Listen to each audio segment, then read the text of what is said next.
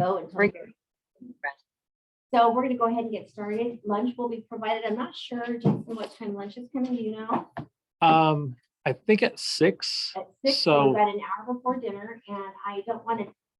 It's a working lunch, but not really, because it's hard to focus and concentrate and eat. So I will definitely give you a little bit of time to eat before we continue the process. I definitely want to get through as much as I can here and actually work through from day one, what a day, a week would look like, or 2 weeks. Again, I'm going to show you the steps, and then you're going to talk about in the steps that I need to do for everything that I do. Is that going to take me 5 days? Is that going to take me 2 weeks? You guys get to decide what would that look like for your classroom in terms of time. But I wanted to start with introducing a topic, doing some research, doing some note taking, doing some individualized sentence writing before we actually get into an all about book or a paragraph. And I always like using strips. With some students this last month using strips, I can't tell you. Okay. I'm not surprised, but how engaging. Every time I pull out the strips or give my students colored dots, it's amazing the engagement that happens in a classroom. They love the strips, using the colored strips. So that's one thing that I just remind yourself. I know it takes a while to get those strips ready, and you have copies in your packet of them. But I could do something about those colored strips. Now, guys, I've given you strips that are on colored cardstock. Do you have to use colored cardstock? No, you could use white, regular paper. And instead of doing the colored strips, I would use dots, colored dots. And I'll show what that looks like as well. So I know that sometimes your budget is a little bit limited. So just want you guys to know, I've done this on white paper before, and I've given them colored dots, or I make them draw a dot. There's something valuable about getting them to draw a circle and coloring in that circle.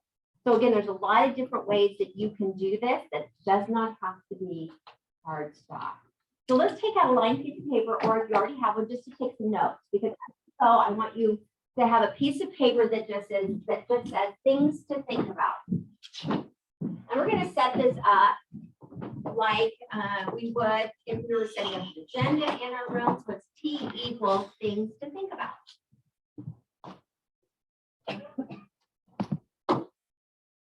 I would like for you to also think about your daily schedule, and also think about, would there be value in setting up your agenda every day with the same system, so that everyone sees T equals, there's our agenda for the day. Here's our agenda. So I could say agenda right here. That's green. So this is what my agenda looks like on my board every day, guys. So that they know things to think of. This is how it's going to look. They're going to, as we go through, that start is the yellow. So we're going to take our yellow highlighter and we're going to say, well, what are the things to think about? Well, one of the things to think about is, and we're going to keep going here. And I already talked to you about the paragraph colored strips. Let's write paragraph strips, just so you can see what this looks like. And then I'm going to show you an example. Paragraph sentence strips.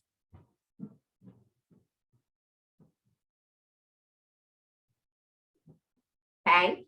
And then underneath it are the specifics. And for kinder and first grade, I would just really focus on dashes. Eventually during the year, you might want to go to dots, but I would definitely just start with your dashes and say, okay, in the paragraph sentence strips, what do I need to know? Okay, so what do I need to think about? I can use my sentence strips, and I could use colored cardstock.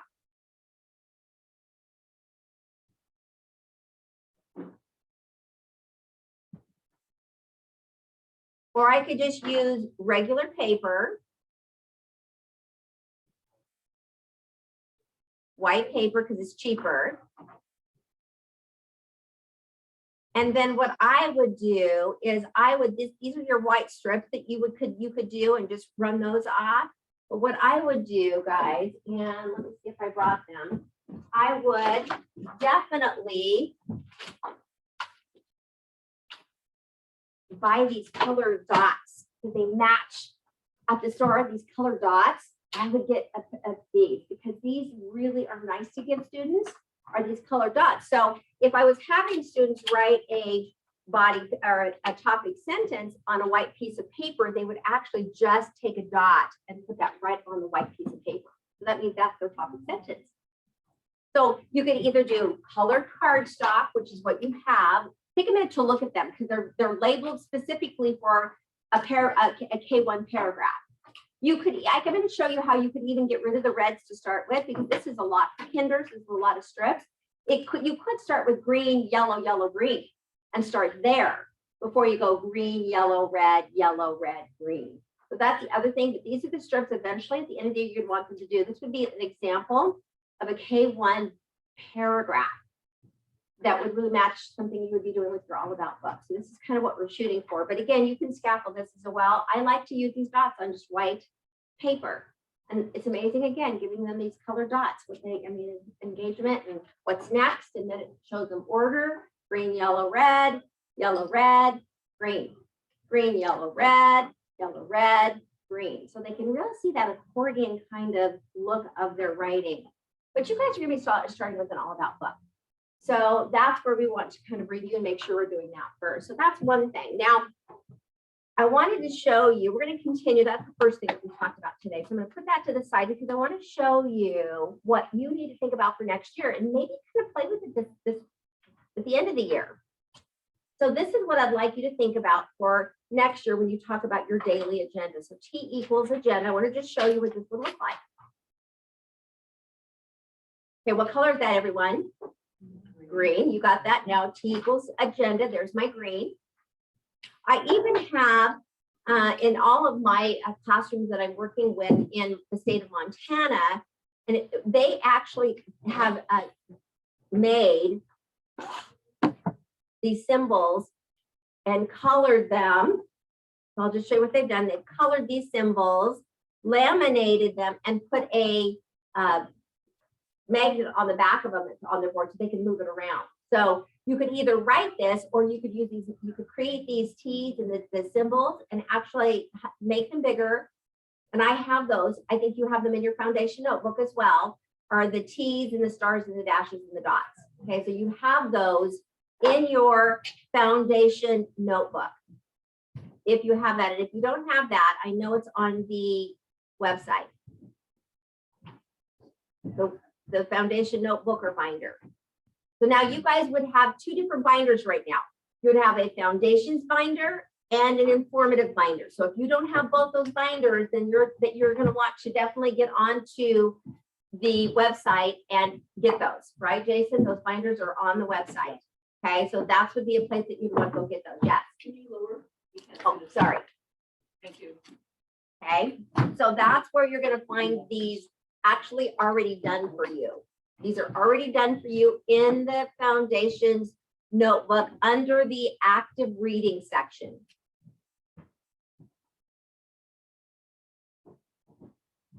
Tab. Okay, so you'll know exactly where to go get those.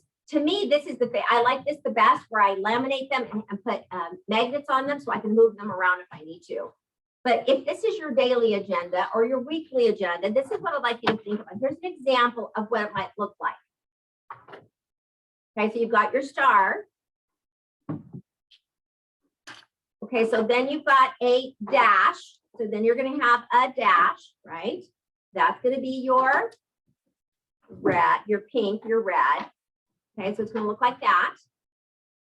You could have a dot, but for the agenda, I usually don't, because usually I dot in other ways. So you could make it just simple. So then you're going to skip a line and you're going to go, okay, another one. So this is going to be just an example. This is my reading time. What's going to be my reading? What am I going to do this week for reading? Okay, so here's in reading today, or this week, what are we going to be working on? This could be your I can statement, by the way, right here. So this could be where you write your I can statement. Very, very simple. And then you have your next subject, which I'm going to tell you right now, it's going to be writing. Sometimes that gets left off. So then I would say, okay, this week our writing, and sometimes these just stay. I don't do this for everything that I do during the day. I kind of pick my big dogs, like my reading, writing, and math, but you could do reading, writing, math, science, social studies. You can do however many yellows that you want. I like to just pick my basic ones, but usually what I do is I like reading, my I can statement, writing, my I can statement, and then so forth. So again, another way, you guys, to not only to give kids the target for the week or the day, but also for them to start to see organization, green, yellow, red. That's what we want them to learn. So they start to see that with informative writing and opinion writing. You guys, this is not the color coding system for narrative. I'm going to repeat that. This is not the color coding you use for narrative reading and writing. It's for informative writing and opinion writing. I still have teachers that want to kind of move the green, yellow, and red into their narrative writing. You're using purple for narrative, beginning, middle, and end. It's not quite the same. So for narrative writing, I'm using purple. For informative writing and opinion writing, I'm using green, yellow, and red, so that you guys know, that kids know that, because I'm still having some teachers and some of my schools actually try to put in that narrative organization into an informative outline, and it doesn't quite work. So that you're going to do that, then it's your I can statement, and then your next one. Okay, so this is kind of something to think about when you organize your agenda on your board, pretty color coded. These stars, these dashes, and even the dots are in your foundation notebook. So all you have to do is just run them through the color code, the paper. And again, I like to do it on cardstock, laminate them, put a little magnet behind them so I can move them around, take some off if I need to. So that's just one way to do that. This is your agenda. I always, even at the end of my agenda, like to do this. I like to go C equals, and this is like, what's my end goal at the end of the day? I always say, today it's going to be a successful day, it's going to be a happy day, it's going to be a learning day. So my C also is a way to just start them to say at the end of everything, we need to be thinking of how we're going to draw a conclusion, getting them to maybe think about, well, how was your day today? How was our day today? Let's take our feeling basis, and let's decide what kind of a day did we have today as a whole class, as an individual. So then oftentimes with my little kiddos, I have these faces that I have that really tell us what kind of day that we had. Okay, and sometimes they get to pick one for themselves and say, well, gosh, you might think it was a great day, but I had a horrible day. So that's another way to do this, is what kind of a day did you have? And give them those faces so that they start to, and really what I'm really wanting them to do is to really start to think about feelings here. Okay, all right, so quickly, before we actually get started, I want you to turn and talk. What do you like about this idea of setting them an agenda like this for your students? Think of the benefit. And also, guys, would this be beneficial if every classroom in our building had agendas that were the same, that looked the same? How would that be beneficial to students? Turn and talk real quick. What do you think? Could you do this? Are you already doing this? And could you get everybody on board to do it in your building? Which that would be a battle sometimes all in itself. I mean, I've got the team and start on that. So, yeah, I mean, I can.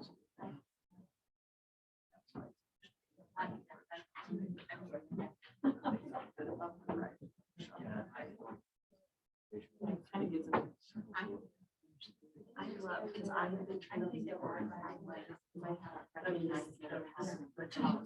And so when we talk about what was good that happened today, and I like teaching them. I love how she like, this is the office of that this directing. When you really adding, oh, it's like this. Oh, I didn't see like, yeah, school is good. And like, oh yeah, to help them understand what conclusion is. Like, oh, we summarize what was good. It's kind of like this layout, and then this is what you're reading. The day she was thinking, I know, and that's what got the other one, I know.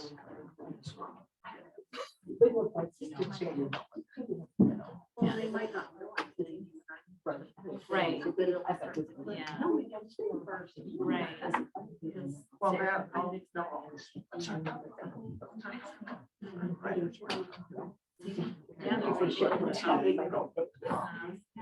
Okay, guys, so that's something to think about, is how am I going to set up my agenda next year? And more importantly, how am I going to build this into our systems in our school? Are we all going to try to do this in a way? Why is that beneficial? To make sure think about when students go to the next grade level, we often change what we do every year. Now, there's some things that are going to change because that's just the nature of the beast.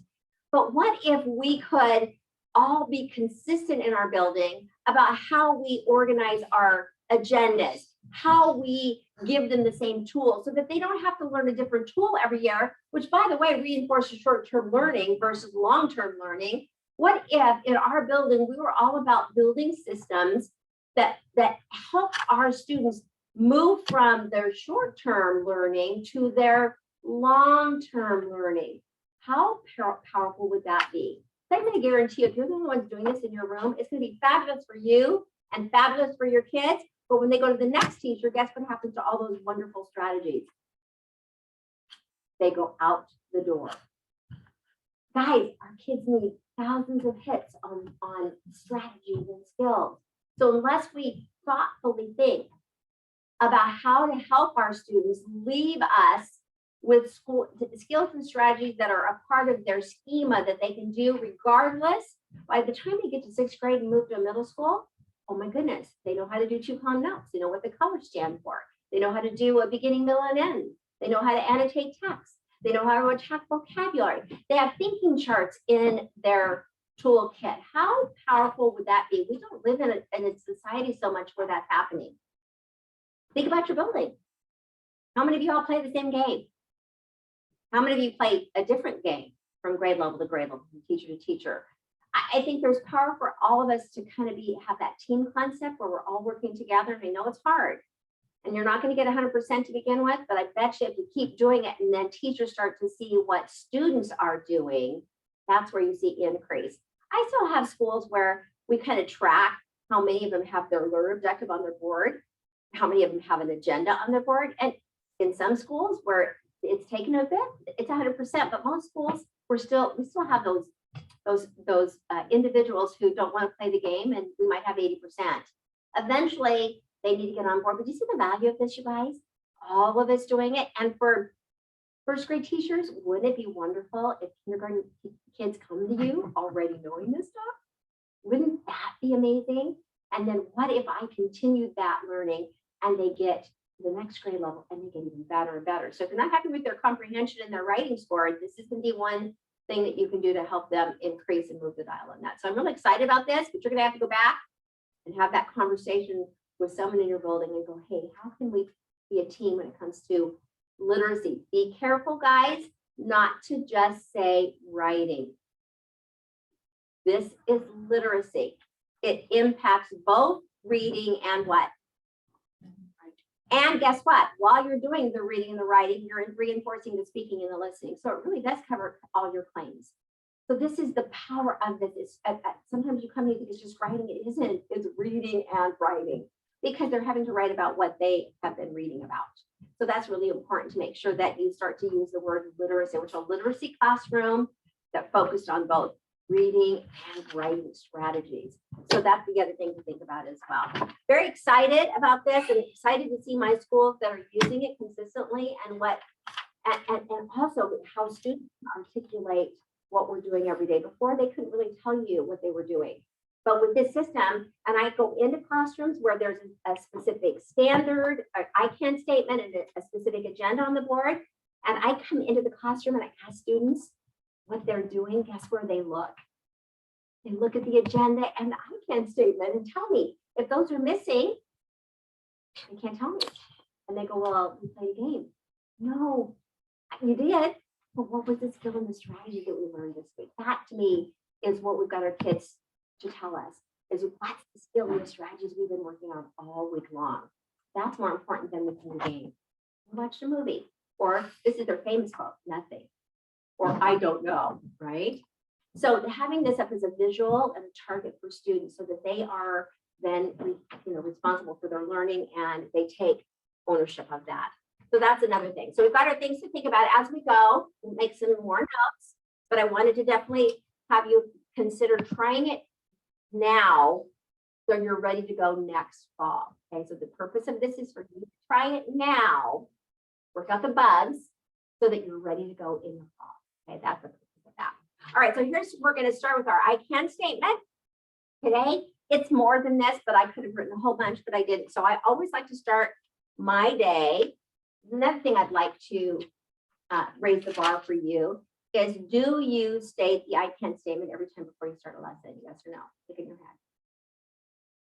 What do you do with the I can statement if you do that? Okay, so turn and talk real quick. What does your routine look with your I can statements? Go. What's your routine? What do you do with that?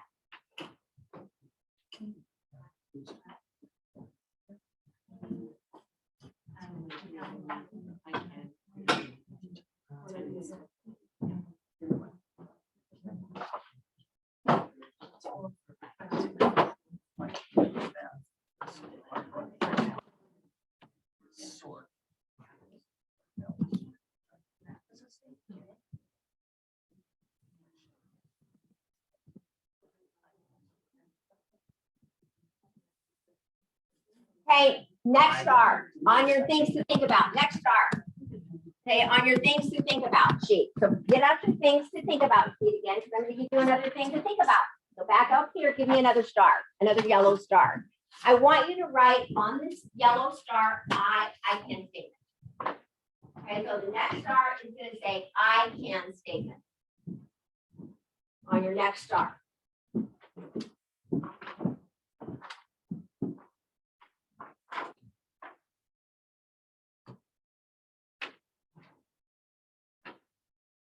Okay, there are two purposes for me that I want to help you get to kind of build a routine in.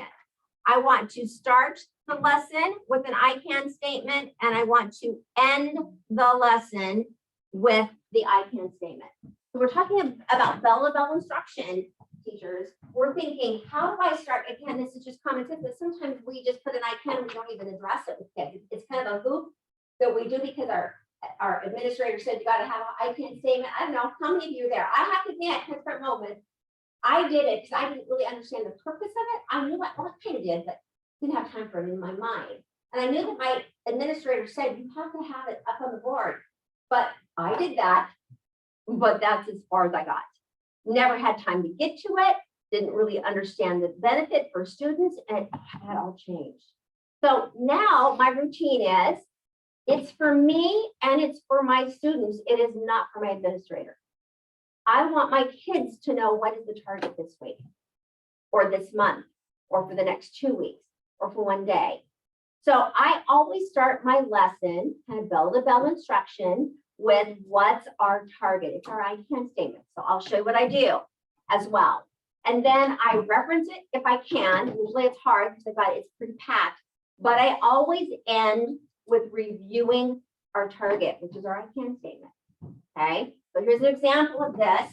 If I was starting, which today we're going to be starting with, and I got my I can statement, I'd say, okay, readers and writers, today let's start with our I can statement. My turn. I can research and take notes on an informative topic. Your turn. We're going to do it in phrases. I can research. You're going to say no. You're going to say, you're going to repeat me. I can research and take notes on a or an informative topic. Okay, so again, break it down for K-1 students so that you're not having them read the whole thing, but you're having them read phrases, because gosh, you're teaching them how to read, fluency too here. So there's an alternative motive here, is that when I'm doing this, I'm teaching them not only to read each word, but also phrase reading that's going to support their fluency. So there's an example. I can research. Your turn. I can research and take notes on an informative topic. You see how I just phrased that now as well. So it's an opportunity for me to say it, for them to say it, even if they can't read. I always start my lesson with an I can. Now, at the end of my lesson, at the end of my day, which I'm going to show you guys right before 8 o'clock, I'm going to come back and say, let's read this. My turn, your turn. And I'm going to say, did we hit our target today? Yes, kind of, or maybe not so much. I mean, I get this all the time because we do. It keeps me really accountable to make sure that if we're going to, if it says research and take notes, we're going to do that today. And you'll be able to do this. It can be very simple. Why do we end our lesson with reviewing the I can statement? Turn and talk. Why do you think? Why is it important that we actually end it with students? Why do you think?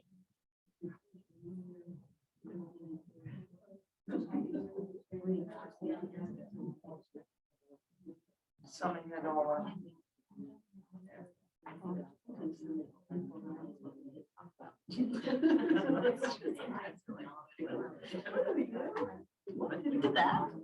Okay, ladies and gentlemen, the main purpose for doing this is to close the learning loop before you go to something else. That's the main purpose. It's to say, okay, guys, we're going to close our learning loop and review what we did today. It can be an informal, a little bit of an informal assessment to see if they remember as well what we did today.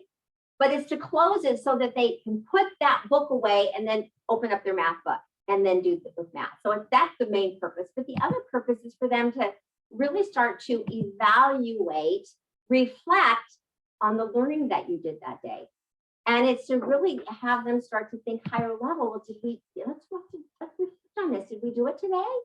Gosh, Mrs. Westerberg blew it. We didn't even get to that today. I blew it. So there's a lot of reasons for doing it, but you guys have to get in the habit of starting with an I can statement and ending with an I can statement. Just like students, I want you to scaffold this. If you haven't been doing this, because I'd like you to try just one subject with the I can statement, because if I can't give them 5 and we have to do all 5, it's a lot.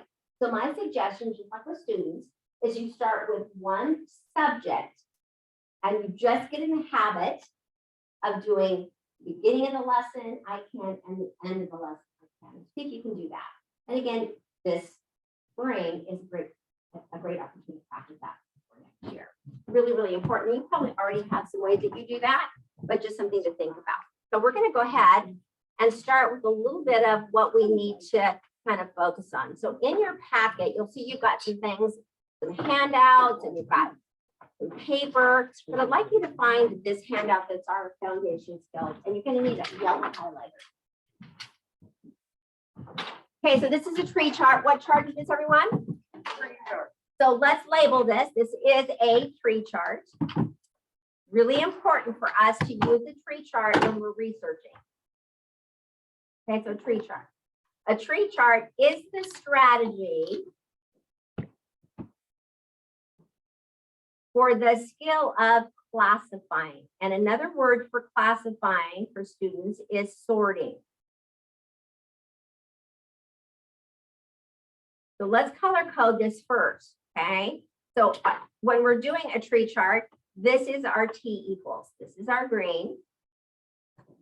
There's our green. And every time I have a green, that is my T equals, my topic or my title. Okay, so there's my green. In a tree chart, there are categories, main ideas, steps. These are our yellows. So when we look at this specific tree chart, there are numerous categories for our topic. Those are yellow. And not only do I use yellow, but I also use a star.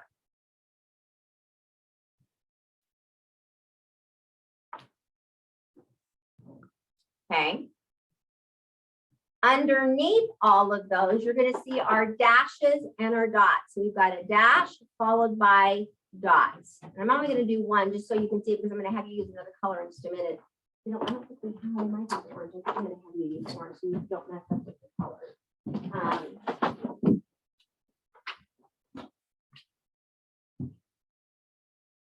Okay, so those are all your pinks. Okay, now in this specific one, let's do a key. The dash is the skill, and the dot are the strategies.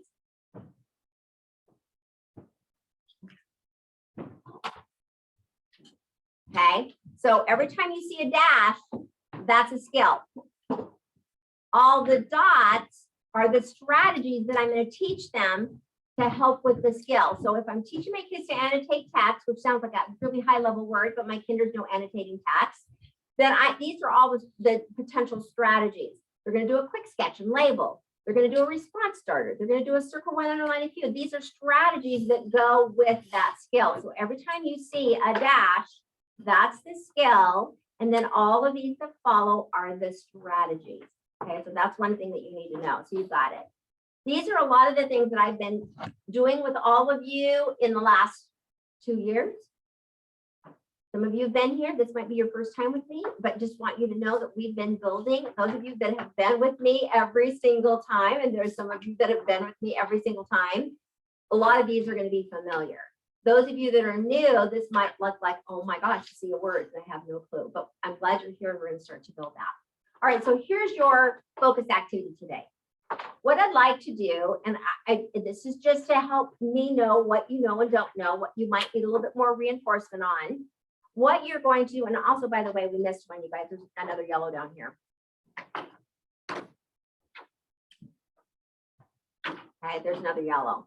And I just want you guys to know, first of all, that all of these first four yellows, active reading, vocabulary, thinking charts, and sentence mastery, all of those 4 categories are going to help with paragraph writing and big writing.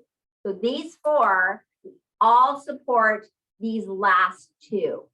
Okay, that's another thing to think about.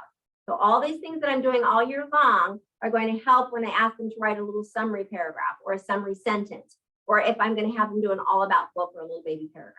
Okay. All right. Now for a minute or two, you're going to take your orange and you're going to highlight all the ones that you've used in your classroom. Not the ones you know, but the ones you've used in your classroom. And it's okay if you don't have any. I don't need to feel bad about this. Just go through the list and actually highlight the ones you've actually used in your classroom with your students.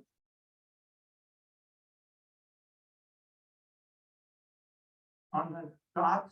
No, like for example, if you've done quick sketching, beginning, middle, and end, just highlight that, just like that. Up here, just highlight the whole thing, the strategy, and look at the strategies, more so the strategies than the skill. So any of these strategies that you see your dots that you've actually used with your kids, I want you to highlight those in orange.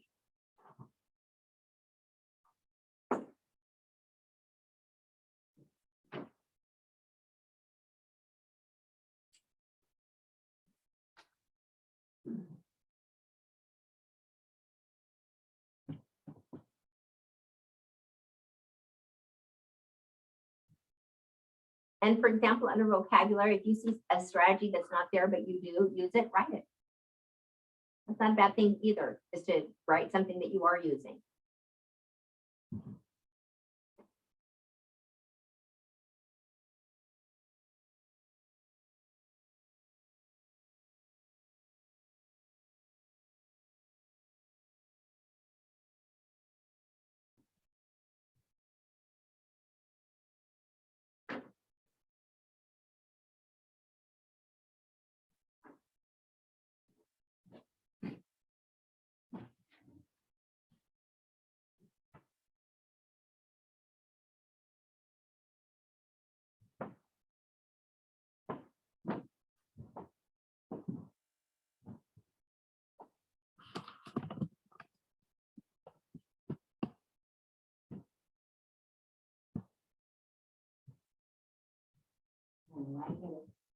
Words that you guys are using. Nice job. Good job.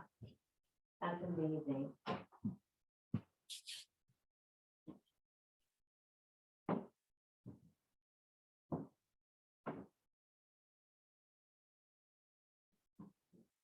Okay, turn and talk and share with the person next to you, please, kind of what you're doing. And what I'd like you to do is at least share one where you've gotten some really positive results. Okay, so kind of share what you're doing. And then I want you to pick one where you're really seeing some positive results. So,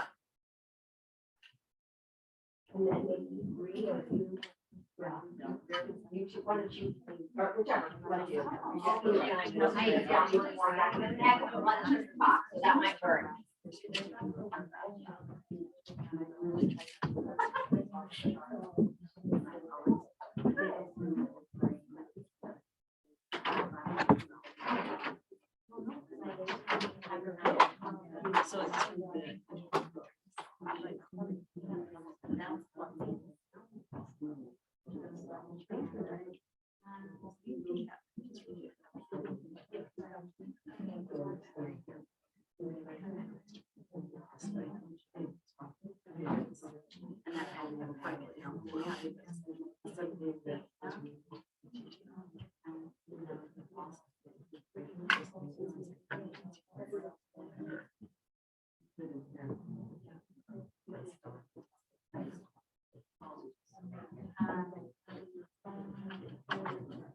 So for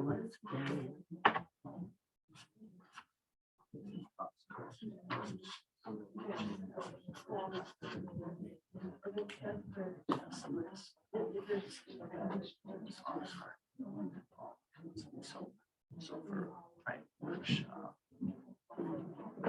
they have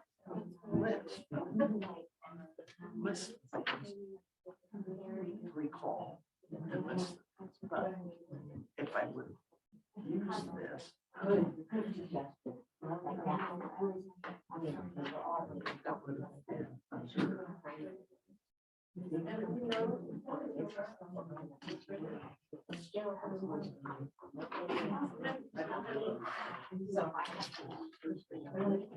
observed. I've done this before.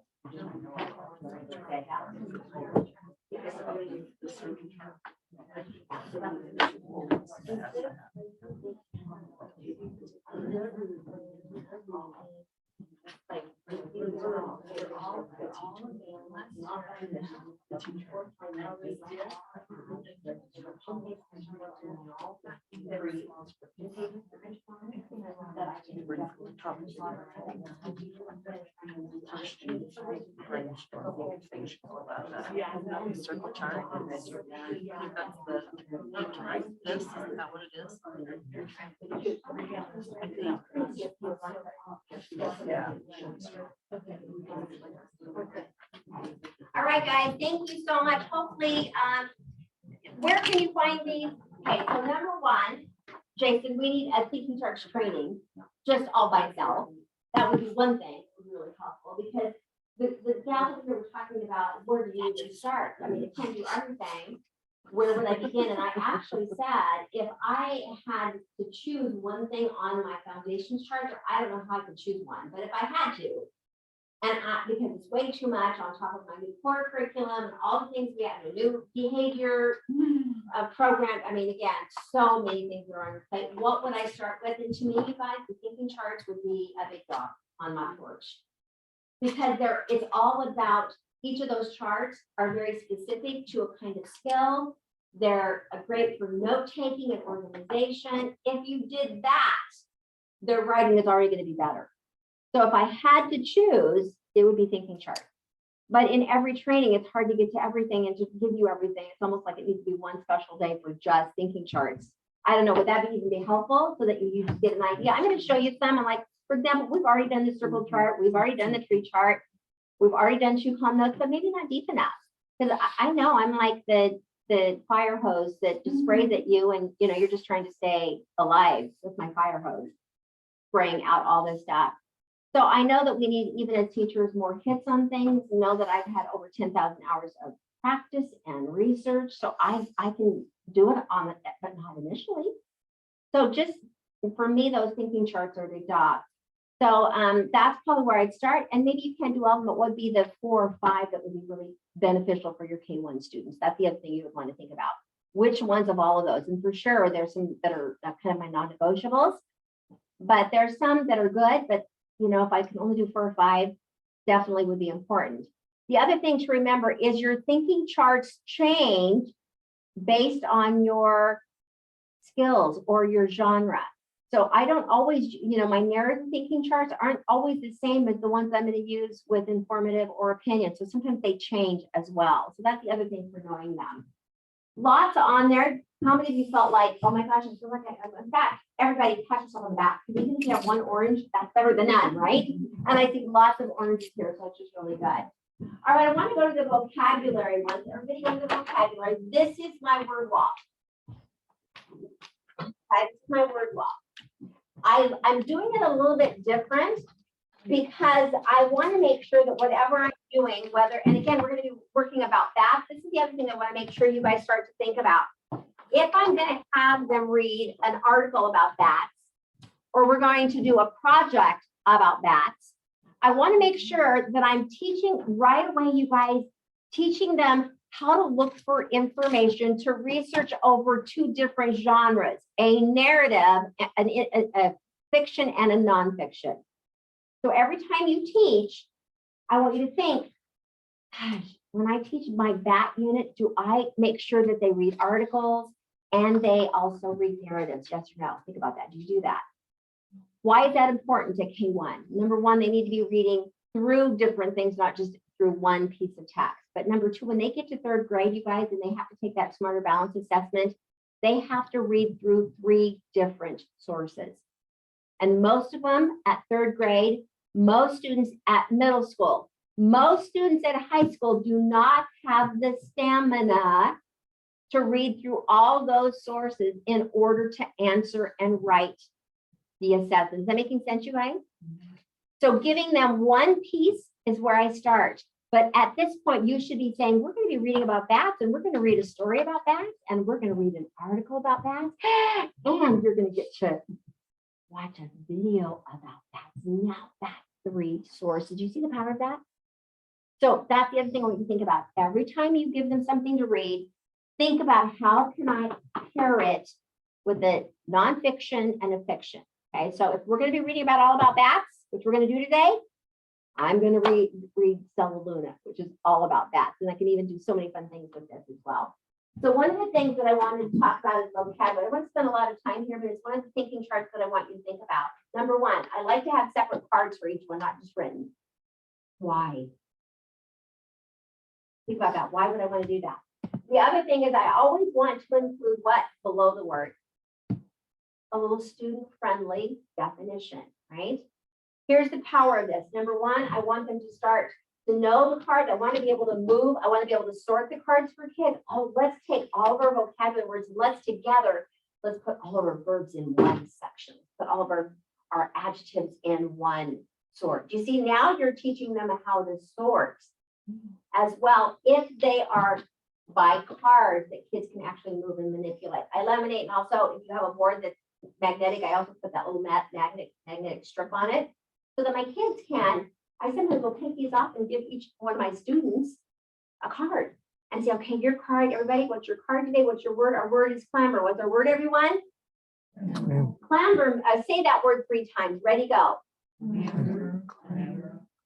Oh, let's loop that word. Clamber, clamber. Fingers up. Ready? Let's do it together. Ready, go.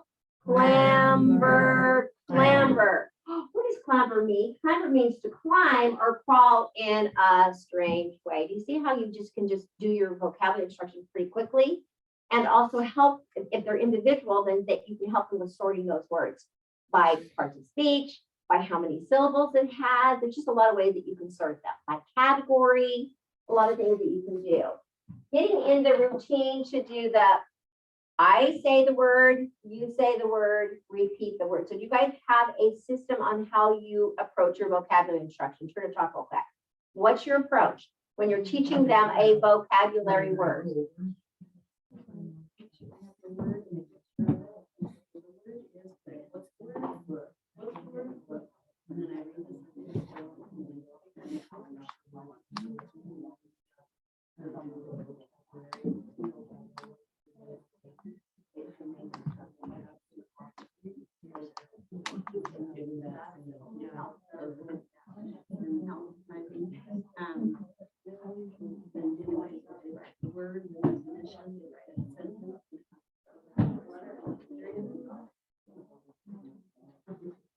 Okay, ready, go. Here's my goal, guys.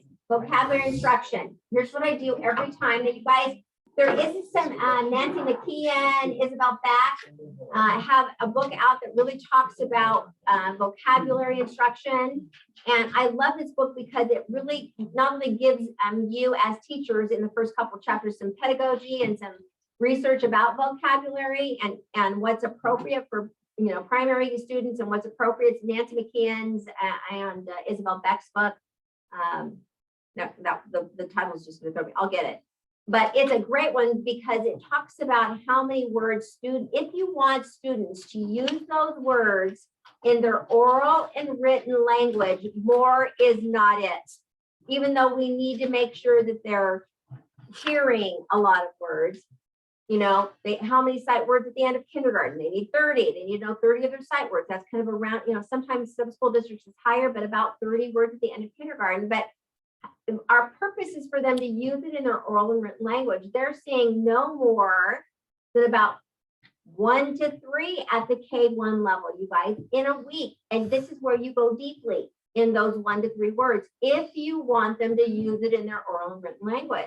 Now, I'm giving them lots more than that, but I'm only going to break down 1 to 3 words. But if I break down those 1 to 3 words, my expectation when they write their sentences, they better use those words, right?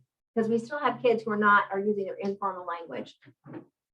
Stuff, buzz, happy, sad, very low level. So we've got to help them with that. So the first thing is teacher says the word. That's step number 1.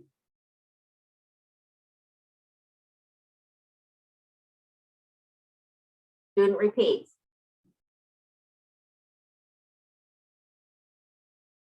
Second step, say the word 3 times. Okay, just like I did with you. Loop the word. Parts of morphology. Okay, so we're going to loop the word. So it's loop, loop, say the word. So it's loop, loop, part, say the word. So we're going to loop the word, and usually it's in the air. Clumsy, clumsy. Okay. Then another thing that you could do, which is a little bit higher level, I'm going to throw this, I'm going to give this a double star, because the other thing that I like to do is I like to do what part, where they say the first part of the word, then I'll go what part,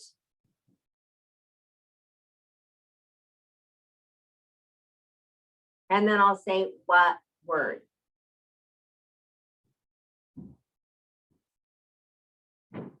Okay, so if the word is clumsy, look at this, you guys. If the word is clumsy, what part is the first one, guys? I say what part? What part? What word? You see how quick that is, how easy it is? So it's what part, what word? So you could either do the looping or this one, and sometimes I do both of them, just to give them that practice of what part, the parts of morphology as well. Okay, and then I give them a student-friendly definition.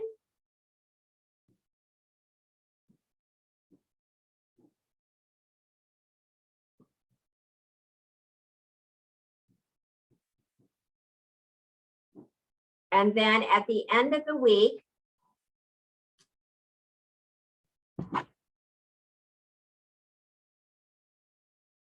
they have to write a sentence using that word. And I call this sentence a meaningful sentence. That's what I call this, a meaningful sentence.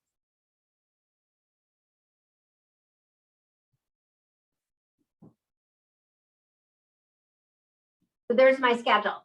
That's what I try and do as often, and it's usually 1 word a day, you guys, for me at the primary level. Is, you know, if you're intermediate, it's 3 to 5. If you're middle school, it's 5 to 10. If you're high school, it's 5 to 10.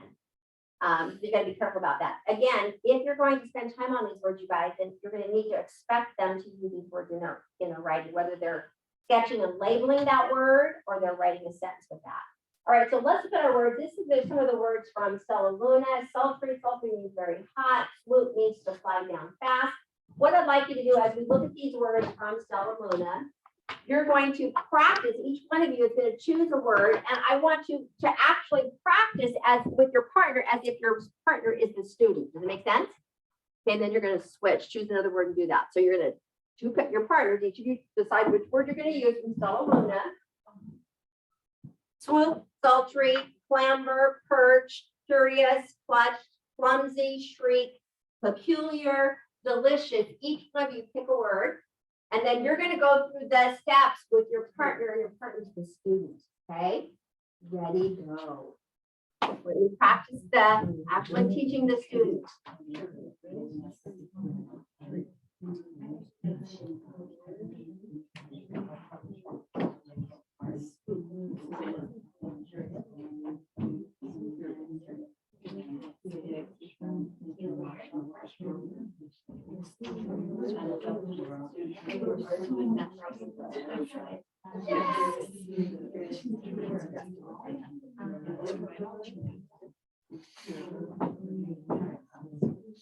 Shriek.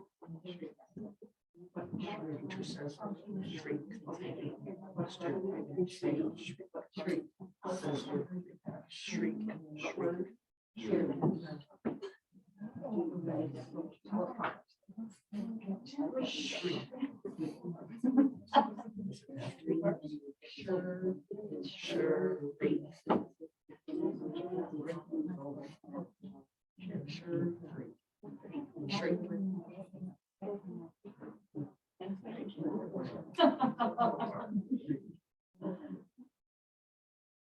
Oh, that's how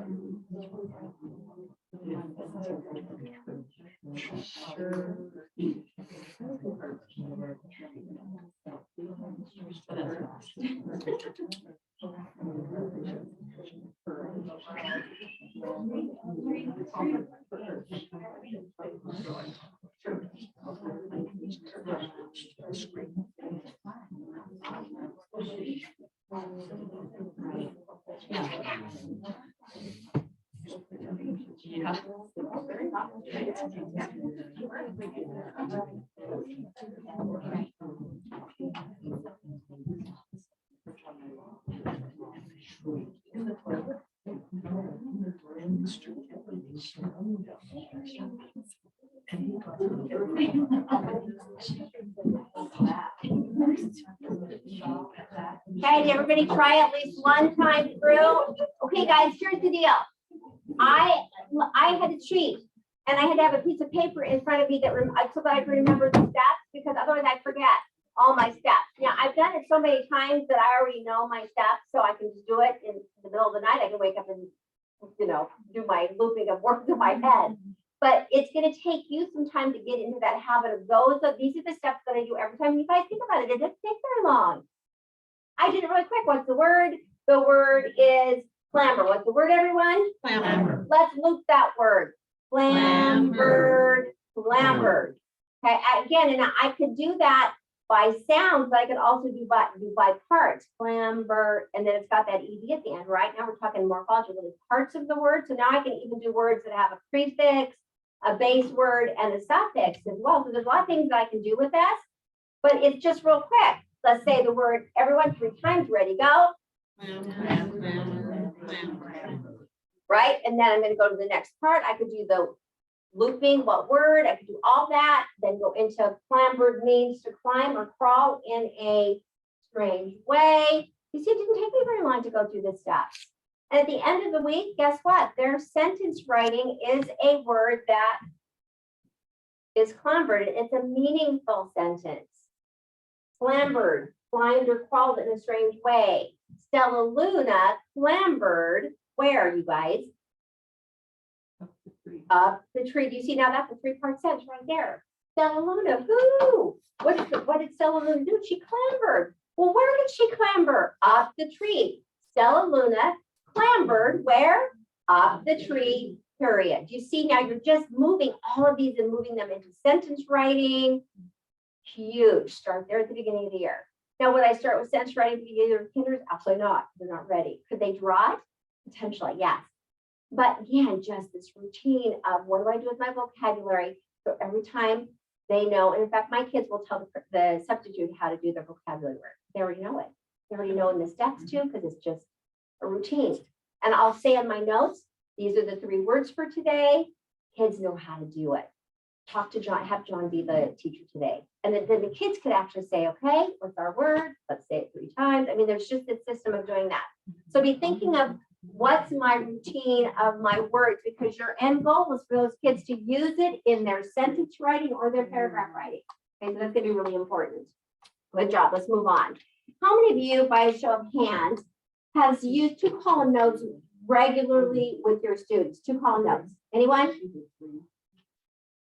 Oh my goodness, we have to do 2-column notes. Your kids have to have 2-column notes in order for them to get to the writing. So we're going to practice in 2-column notes. All right, so get out, you're going to need some line paper. We're going to practice 2-column notes because I think your kids can do it. And again, remember at K-1, this is guided. I'm doing it, they're helping me, okay? So first of all, I want to make sure that you know how to fold your paper. And again, you guys, inside the foundation notebook, make a note, 2-column notes. In fact, on this sheet, we should have things to think about. Vocabulary routines, that would be something you'd want to add. Your vocabulary routines that we talked about today.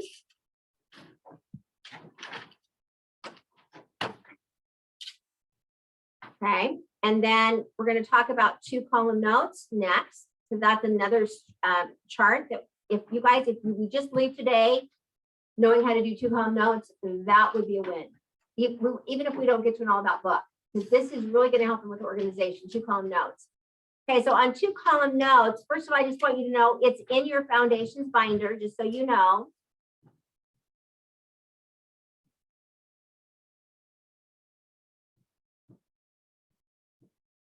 In the active reading section. So now you know where to go to find it. I, at K-1, would use those templates that you're going to see in there for K-1. There's lots of really good templates for 2-column notes in this section. I would start there. I'm going to kind of move you beyond and start doing some other examples just so you can see, but I would definitely go back to that binder, you guys, and pull out those templates that I've included in there for you as well. They give you some examples. Not in your informative binder, your foundations binder, okay? So there's a difference. So you should have a foundations binder right now and an informative binder, okay? All right, so now we're gonna take a piece of paper and we're gonna fold it into 2-column notes. Now, it's not in half. If you fold it in half, you guys, that's a T-chart. This is different. You're gonna take your lined piece of paper, find your margin, your kind of faded margin line, lined piece of paper. You're gonna find that, line your paper up to that margin line.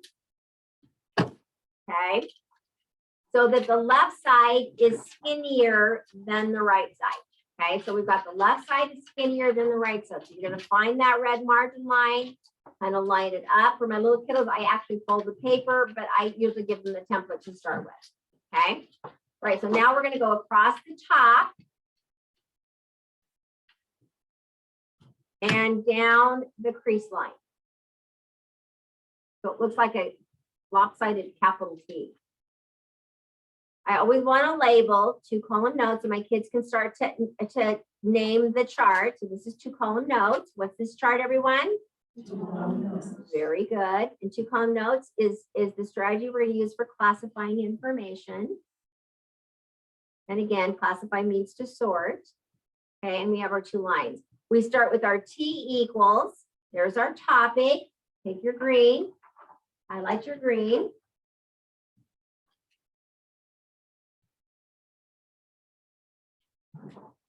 Okay, and then on this side is going to be our big ideas that we're going to put over here on this side.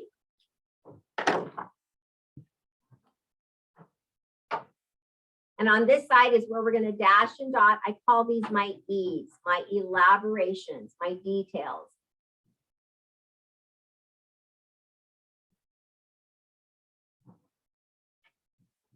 Okay, so big ideas, just like on our tree chart, are yellow. Okay, so our big ideas are yellow. This is also where you want to see the working, what I call the temporal words or the transitions. This is where you should see the transitions as well. So we're going to put transitions so kids know this is, if I'm going to write, the yellow is where I need to see the transition. First of all, next, then finally. Okay, the yellows are the ones are the sentences that have the transition word. Okay, on the other side are our E's. Those are our elaborations, our E's. Okay, oftentimes in reading, those become our text-based evidence. I want you guys to make a note of this. These are usually, if you're reading, what we call text-based evidence, TBE, text-based evidence.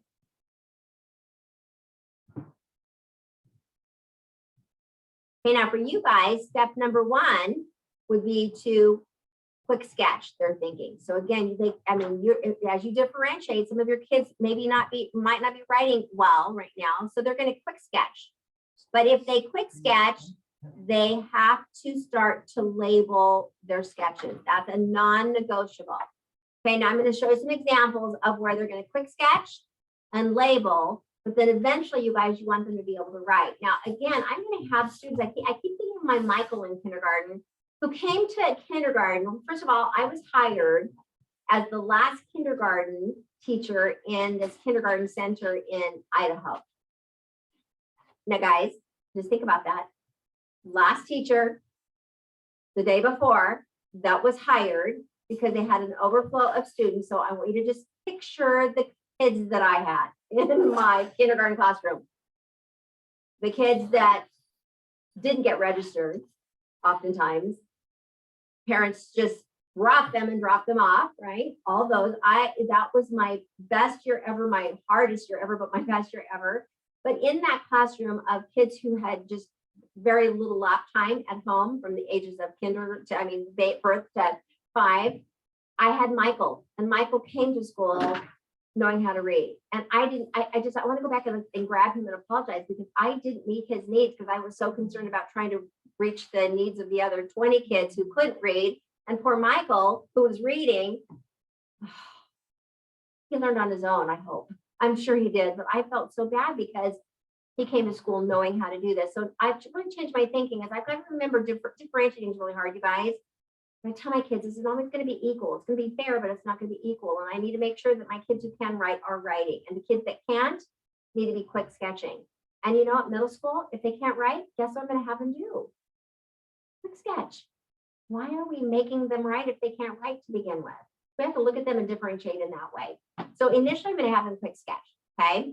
So this is how we're going to do it. Usually with my primary, I will divide this up into sections. So it's really easy for students to see. So let's divide these into a few sections. So they're divided. So it's really easy for students to see each part and to be able to do this correctly. All right, so I'm going to give you a topic that you all know, and probably your kids do too. Okay, so let's just come up with the topic. And here's my topic. What do people use to do their jobs? And I took this right from like Journeys, or excuse me, Wonders, as far as their essential question. What do people do, or especially use, I'm sorry, what do people use to do their job? That's the essential question. So I'm going to pick a group of people. So we're going to talk about, let's take a pink sticky note, because this can change. Let's take a little pink sticky note. Got to grab my pink sticky notes. I'm all over the place here.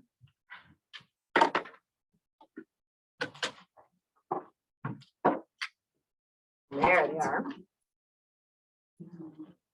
And let's think of different groups of people. So let's just brainstorm some people. So we could do firefighters. Think of people that have a job, and think about your kiddos. Okay, with your partner, come up with some other yellows, please. Who else could we actually two-column note on? Firefighters, who else?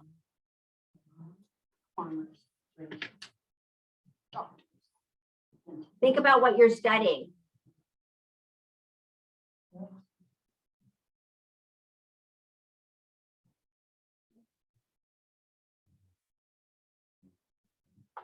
Or a policewoman, right? A policeman, a policewoman.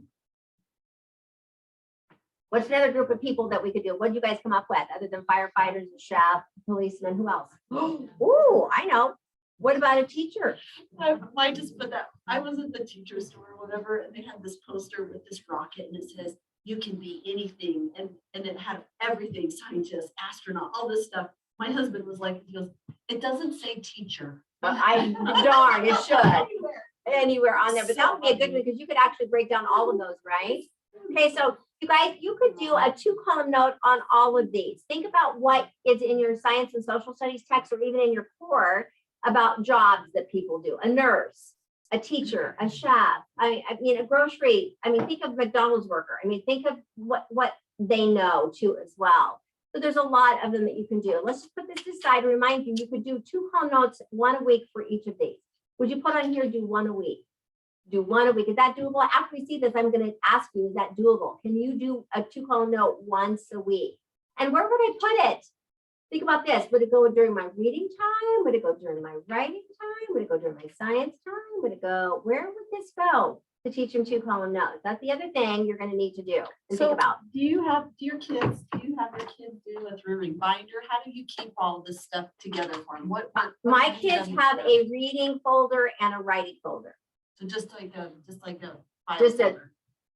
But It I doesn't- like the ones with the pot with the 3 prongs because I like to 3-hole punch and put them things in there. Or I do a 3-hole punch with a heavy duty page protector and we stick things in that. But with my older kids, it's a binder. But for my younger kids, it's just a green. And I'm very anal this way, you guys. Green is reading, blue is writing, so that so I can see green folders when it's time for reading, or it's blue for writing, whatever. So I do that. But yes, I have a folder that they keep all of these because here's why. Good question. I always want them to have a model for whatever I'm teaching them. Because then I can say, they don't always have to come to me, or if my anchor chart goes away, I can always say, go to your reading folder, or go to your writing folder and look at the example for 2 column notes. So they have a model in front of them and in their folder. So yes, I do have them do that. So Because it's hard, like especially if you do this gets really loose and trying to keep it doesn't. but that's why if you do the folder and you do the heavy duty, they stick them in the heavy, they put their bookmarks in it, they put that all in there, and then it doesn't fall out either. Sometimes they'll even do the ones that have a little tie thing because they can fall out as well. But usually if I just do the heavy duty page protector, that's where they keep all their loose things. So that's just something to think about at the primary We level. just have too many little loose things right now. We're doing one writing project and it's Yeah, oh yeah, it would be, a lot of well, pieces. starting at 2nd and 3rd grade, then they have a binder. Because then I want them to go through the writing process. So each of those sections has they can a move it to section the and they next can move it to the next for sure. If with my older kids, not so much with my primary. Okay, so guys, we're gonna choose firefighters. So let's put firefighters up here. So we're gonna talk about firefighters. Okay, now the first thing you're gonna want to do is verbal, you guys. So this is where I would say, let's take out another blank piece of paper, because this is what I always use, you guys, to start our thinking before we actually start to organize. Okay, so let's take out a blank piece of paper. Okay, we're going to be doing some 2 column notes on firefighters, right? Okay, but I want us to brainstorm. So here's our circle chart. So on this, you're going to do a great big circle.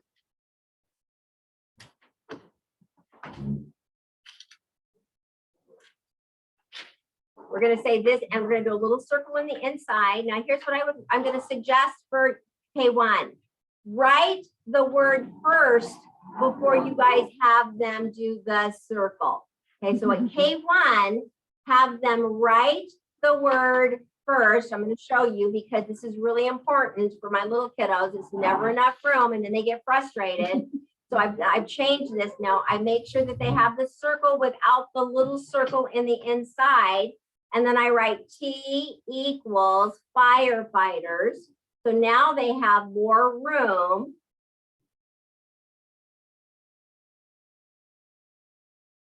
And then after that, they circle. Okay. So that's really important because they can't fit it in my circle. Then they take their green and they highlight that green. So everybody, let's highlight that green. Okay, now on this, the circle chart, let's label this. This is our circle chart.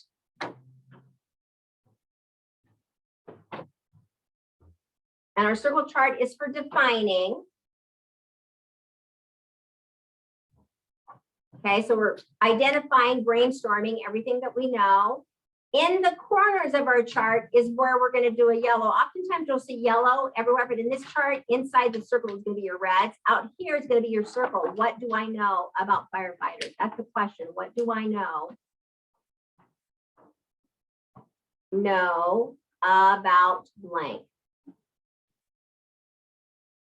And again, I would say, what do I know about firefighters? Okay. Now, here's where they can do one of 2 things. They can write what they know, or they can sketch and label what they know. So either one of these is okay, you guys, sketch and label. So you guys know your kids.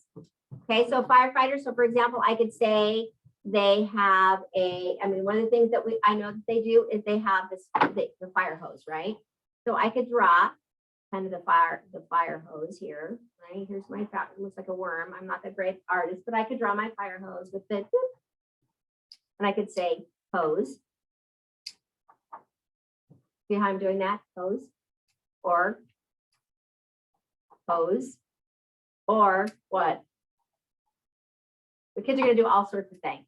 I'm okay as long as they're beginning sound, end sound, medial sound. They aren't going to, some of them aren't going to give me that E. Maybe they will if I've taught by them, but I'm going to want them to somehow label that this is the hose that's really connected to the, you know, the fire hydrant. Filling that in the fire hydrant, right? So there's the hose, or they could actually say, what else does what else do they use?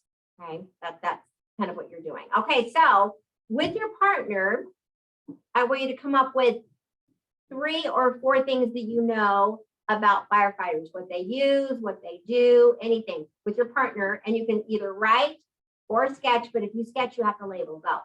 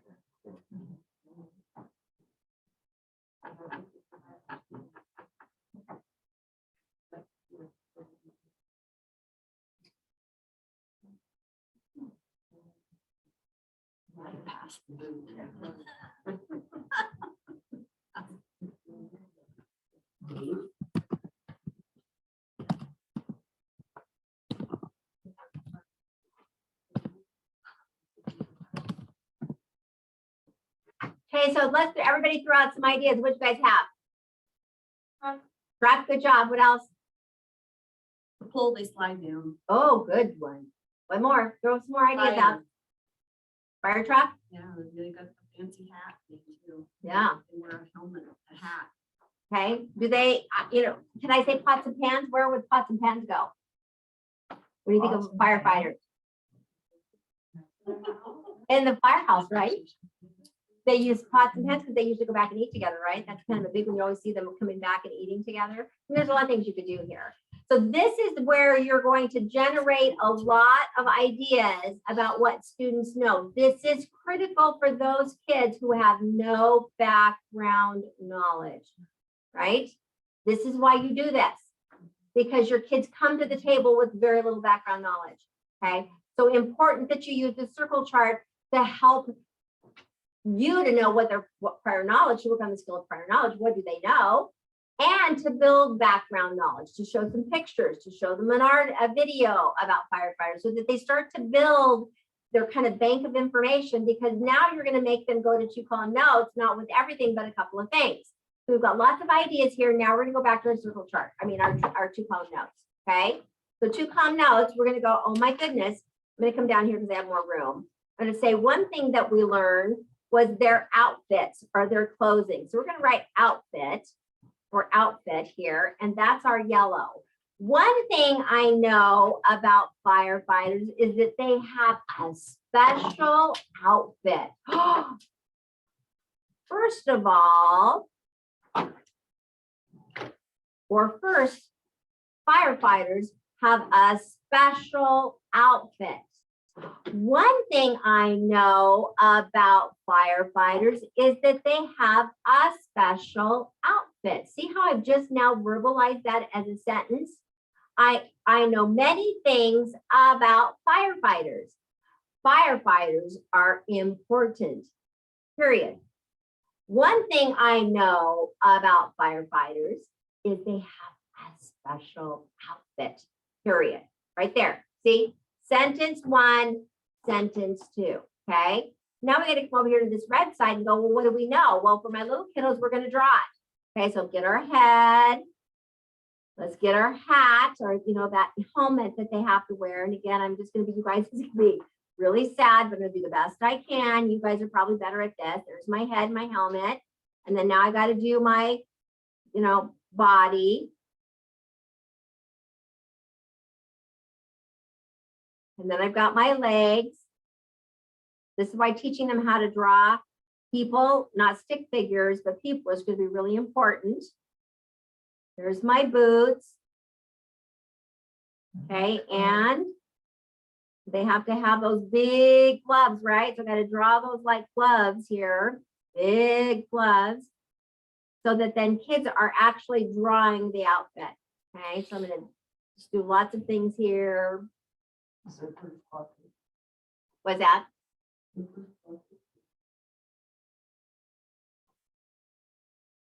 Okay, now here's what I want you to do. How am I going to label this? How do you think I'm going to label this? And you guys, this is really good for your All About book, because one page in your All About book needs to be a diagram. So easy to do this. And they also have this like mask that they have to wear, this kind of thing. I'm going to kind of draw that over here a little bit. So now we're going to label, oh, this is your helmet. Oh, this is your mask.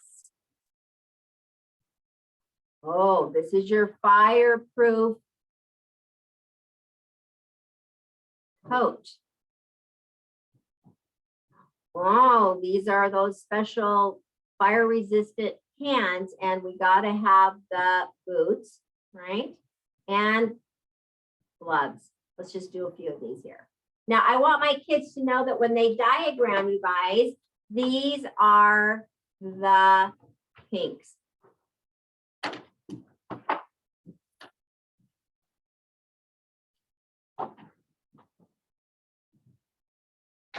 So I think that would be about all. I just get my kids to do it one time. I think that would take me about 20 minutes. But think about it. Maybe you only have them label 2 things or 1 thing. And maybe this is your project for the whole week. So one day they're only going to do, you're going to give them this and they're going to do this. Now here's how you scaffold it for kids. You give them this word, you give them this picture, and they have to label a couple of things, right? And think about this. Again, it doesn't have to be the whole word. It could be the beginning sound, the ending sound, the median, middle sound, the whole word. Here's what you don't want to do. Write it for them. Okay. Let them do their own writing. They have to know that this is hard, but if I have to learn, I have to know the sound. I have to be able to go, you know, helmet, H. You got to get them to know the sounds and the letters. And even if all they did was H, what's that stand for? Helmet, you're on the right track. Is that making sense? But yes, this would be one day. Okay, then you come back to it tomorrow, and then we're going to do what? Another one. So here you go, guys. A fire truck. Okay, you guys draw the truck and label with your partner. See if you can do that together. Okay, it's a way to do your. So another thing that I know about firefighters is that they ride on a fire truck. So there's my next transition. Another thing that I know, or next, firefighters drive a fire truck, period. Okay, so there's my transition. There's my yellow. Okay, and then now come over and see if you can draw it. Need help? Okay, so I'm going to do, I'm not great, but I think I can do this. I'm going to do a little wheel here. I'm going to come around here, do another wheel. This is the front. To start with in your class, could you just model it a few times though? Oh, yes, and they help you. You guys, you do it and you say, oh, what is that called? That's the helmet. You write it. Yes, you do it. You have them write it. in the first time? No. Okay. We do all, I do, we do, y'all do, you all do. Now you do it on your own to see if you can do it. That's my assessment. So that's how I do it. It's I do, we do. Y'all do with a partner, y'all do with a partner, and then you do it on your own so I can see if you can do it on your own. So the you do for me is when I'm assessing them to see if they've got it. So it's a lot of I do, we do. So yes, it's 2 column notes on my big chart and they're helping me. And I'm writing it and drawing it. And sometimes I'll have it and I'll label 2 pieces. So there's a lot of different ways that you can do it. Take them where they're at and then keep moving. Is that making sense? Okay. Any other questions for you guys? Okay, so where's that ladder, you guys? I'm gonna put that ladder up here. Remember that light? No, I mean, there's just, a lot of things that you could add to this, truly. I've got the,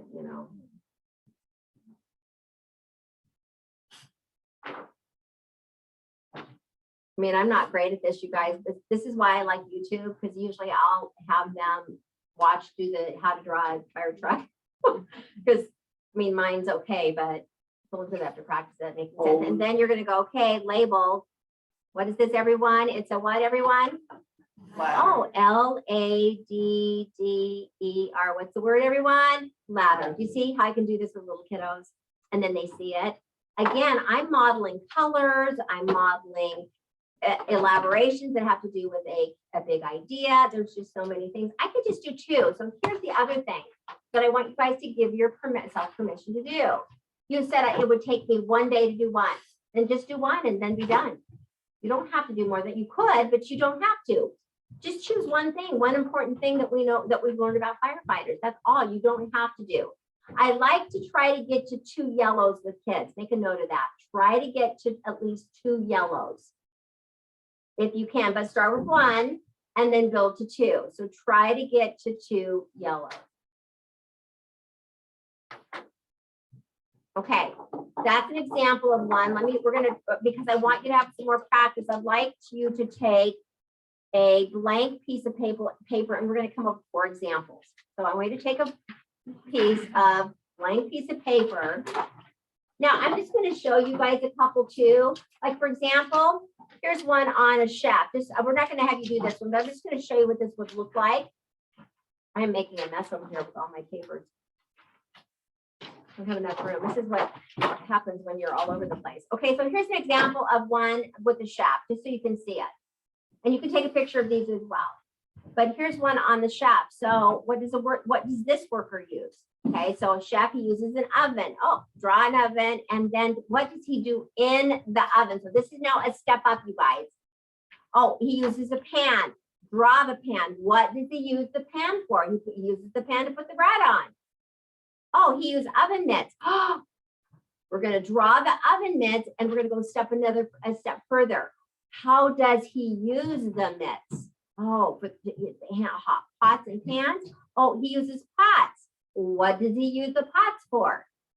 Special clothes. What does he use the apron for or the hat for? Why would you use it? So again, now you're increasing your depth of knowledge and asking them those higher level questions, making them go a step further. So this would be a second step. Get them to just label and draw it, but then get them to now give you a little bit more information about what they've drawn. Is that making sense?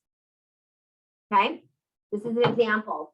Let me see if I have another one. Oh, we're going to do bats. I'm just going to show you today what an example. So you might want to take a picture of this. This is what now the next step. So now you're going to see bats. We've read an article about bats. We learned that they're a mammal, but what did the text say about them? Oh, that they have hair and a backbone, that they're born alive, that they drink mom's milk, that only mammals with wings. You see, now we're reading and getting information from the text that we're reading. Again, on this side, these are your text-based evidence. This is what the article said. So now what I'm going to do, you guys, is I'm going to topic is the name of my article that they're reading. And then we're pulling text-based evidence to support that they're a mammal, that their home is in caves and trees, that they hunt at night, and that they're helpful pals. Does that make sense? And then all of these are what we call text-based evidence. This is really, you guys, where you want to get. And this may seem scary, especially at the kindergarten level, but it goes back to they're doing it with me. I'm doing the writing. Sometimes I'll give them a sheet and I'll have like hair and a back underlined word, and they have to write that word. That's called a sentence frame, where I give them all the words but one word, and then they have to write that one word. Is that making sense? That would be a great start. So born, underline, or I go blank, alive. Oh, born, born's our word. Let's write that together. So they're now starting to fill in those words. So it's not just me doing it all the time, even though they're verbally giving me the information. So again, just another idea. All right, so now we've got to practice this for the spring.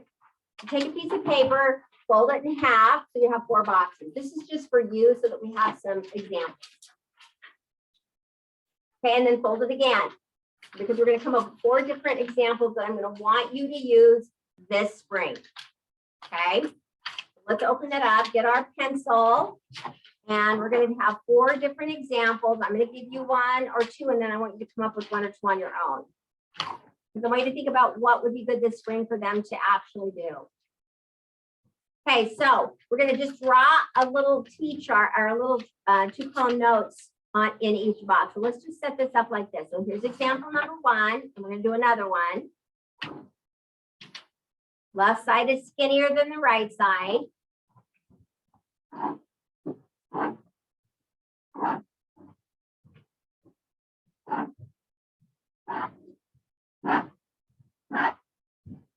Okay, so I'm going to just do I'm going to do 1 or 2, and then you guys are going to have to be creative and think of some other ideas.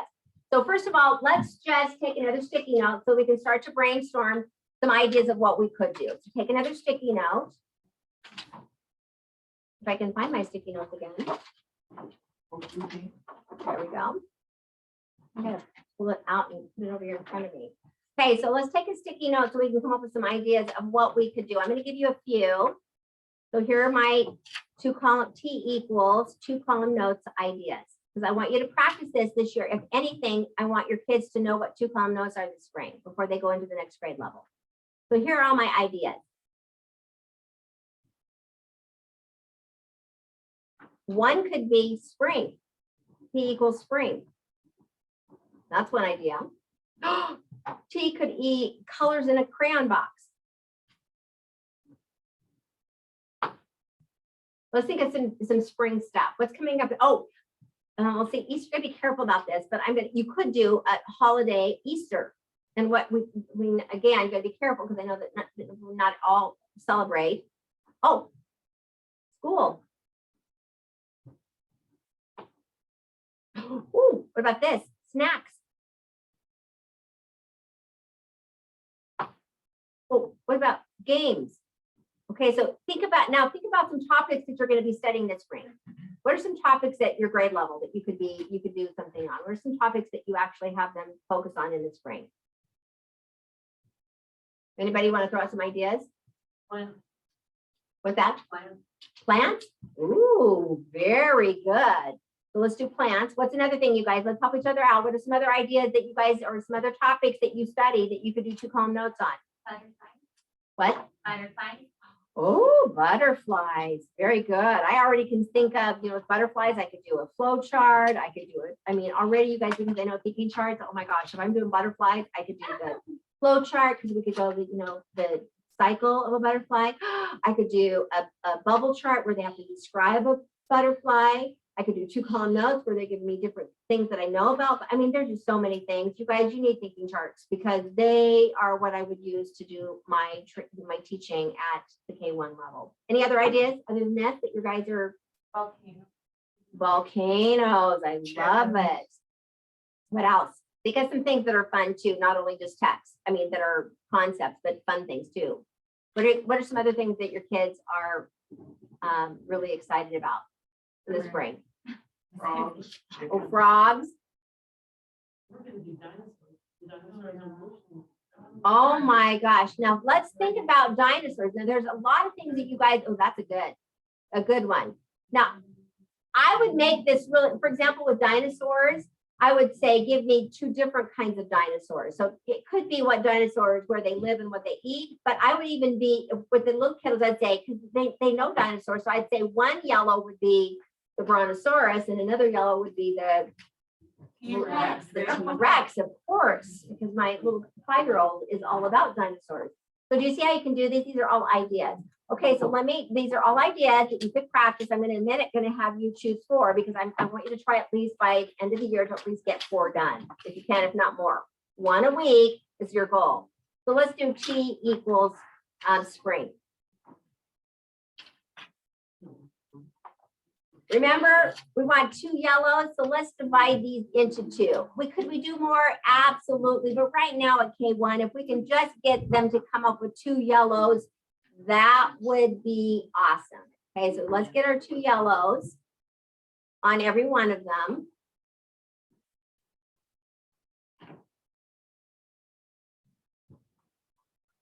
Okay, and we got a T equals on everyone. Let's get them all color coded so they're all ready to go for you guys. T equals, T equals. We're going to color code each one. So these are T equals spring. I'm going to do spring, and then you guys are going to actually come up with some of the others that you want to do. And remember, your stars are your yellows. So yellow, yellow. Put your yellows in there. And based on your grade level, I'm going to leave the red side alone. So you can either sketch it and label it, or you can start writing. So I'm going to let you guys decide. So what you need to do, you guys, when you're doing your 2-column notes, is you have to think of your categories. So let's stop for a minute and think about spring. What could my categories be? Because as a teacher at K-1, we have to know what the categories so we can lead our students. So when I think of spring, I'm thinking of what kind of things could I think of about spring? Can I think about the weather, right? What else what other categories when I think of spring is the weather? I could talk about the plants, right? The different plants that that's a good one. 2 different kind of flowers. Oh, animals that you see in the spring. What about activities or sports that you do in the spring? What else can you think of for spring? Weather, activities, plants, holidays in the spring. So you guys, there's so many things you can do when you look at the topic spring. Is food here? Yeah, I was gonna say, it's just like a taco bar. If you want to go in and just help yourself, get a plate and come back. Okay, so this is what we're gonna do. That's awesome. I love it. Drinks on the counter, silverware, all that stuff. Okay, so here's the plan. I'm gonna give you one right now. So you have a model. That's really important. And then you're gonna go get your food, and then together while you're eating with your partner, I'm going to come up with 3 other examples. Okay, that work, and then I'll come around and help you if you need help. So spring, we're going to talk about I like the animals. So animals that you might see in the spring. So I'm going to talk about animal, and then I'll talk about activities that you can do in the spring. So those are going to be my 2. So in the spring, what kind of animal might you say? Oh, guys, see, you got to draw it. Baby chicks. Oh, baby chicks. I'm going to write baby chicks. And then again, you're going to draw down here. You're going to sketch this. You guys don't have to do this, but just know you'd want to do the YouTube and how to teach them about baby chicks. What's an activity we do in the spring, you guys? What do kids do in the spring? Soccer, baseball. I'm going to put baseball because I can draw that. Right? Baseball's really easy. Oh, there we go. There's my base. See how I did that? Do you see that's as simple as it? Again, just 2 things for each one. Even if you did it once a week, but every week you do what? At least one. Okay, so again, here's my example of spring. I have my 2 categories. So spring is a great season. One thing that I like about spring are the animals that you see. Baby chicks Move it down a little bit. I'm sorry, baby chicks. So it's sentence 1. Then here's how the strips come in and play, you guys. Look at this. Sentence 1, sentence 2, sentence 3, sentence 4, sentence 5. Spring is my favorite season of all, or spring is a great season. You see how you're doing that? Topic sentence, yellow, text-based evidence, yellow, text-based evidence, and then the thing that's missing that helps my kids remember is this C equals down here, which is your conclusion. So you guys, this helps them with their writing of sentence. Sentence number 1, sentence number 2, sentence number 3, sentence number 4, sentence number 5, and sentence number 6. There's your little all about book. Page 1, page 2, page 3, page 4, or it's a paragraph. Sentence 1, sentence 2, sentence 3, sentence 4, sentence 5, sentence 6, conclusion. You guys, the more you do this, don't even think of sentences and paragraphs right now. Think of organizing their thinking by category, main idea. You guys, if you just focus that on in K-1, your second grade teachers will absolutely love you. Does that make sense? Yeah, gotta do your part. Yes. Maybe to, I don't know. It's a silly question, but okay, I understand the conclusion sentence. You said to tell why it's important. Why it's important. How do you put spring? What would you want them to put that into? At K-1, I would just say, I like spring. I like spring. Yes, at K-1, you can say spring is a great time of the year. And at the end, I love spring, or I love spring. And then on the bottom, spring is a great, is my favorite part of the year, or something like that. Very, very basic. It has to be pretty general or broad. I almost like if you go, I love spring, think about a synonym. Spring is the best, right? Very, very basic. A K-1, very basic, okay? And try to stay away from the, I mean, it's hard because, you know, when you do I love, I like that sort of opinion statements. You gotta be careful about that. But I want them to just write a concluding sentence. So I just am not that picky about that, okay? I'll differentiate when they get into the upper grades on what's an opinion sentence and so forth. Does that make sense? Okay, you guys, your goal is to go eat, come back, and 3 other examples, because you guys, if I don't make you do it, you're gonna go and not do it. So I want you to come up with 3 other examples, you know, that you can do with your students. But go grab some food first. Helpful, you guys? Can you do this? Okay, good.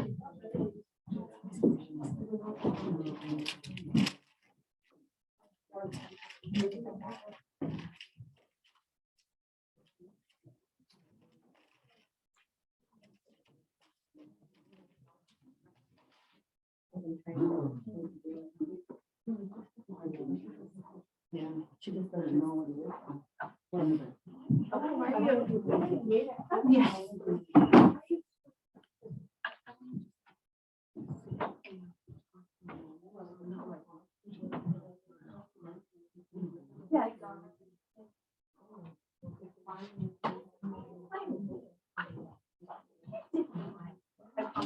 But a commentary is not gonna be like a full time commentary. It's gonna be like little pieces of what you said, and it's gonna be like video. It's like very heavily edited. Yeah, okay, cool. And not because it was that. Very sprinkled. No, but I think you can, but it's not like you think it's like the whole thing that you're saying. Like a little snippet here and then we'll do something else. No. No. And I get my leg.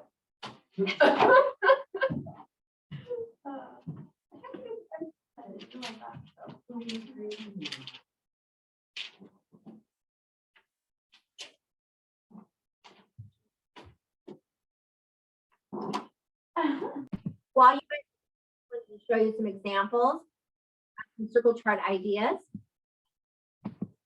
You could actually have them put their name in the middle of the circle and then have them draw all the things that define them. So that's another thing. So for example, look at this one. The T equals my family, and they drew every single family in every member in their family. So that was just, so again, another way to do that. If you guys want to, you know, take pictures of these as well, that would be great. Oh my gosh. See, this is why I love teachers. You guys are like brilliant and have these ideas that, you know, it's just so throw those ideas out, because yes, this would be a great thing to write for Mother's Day and for Father's Day too, by the way, would be great.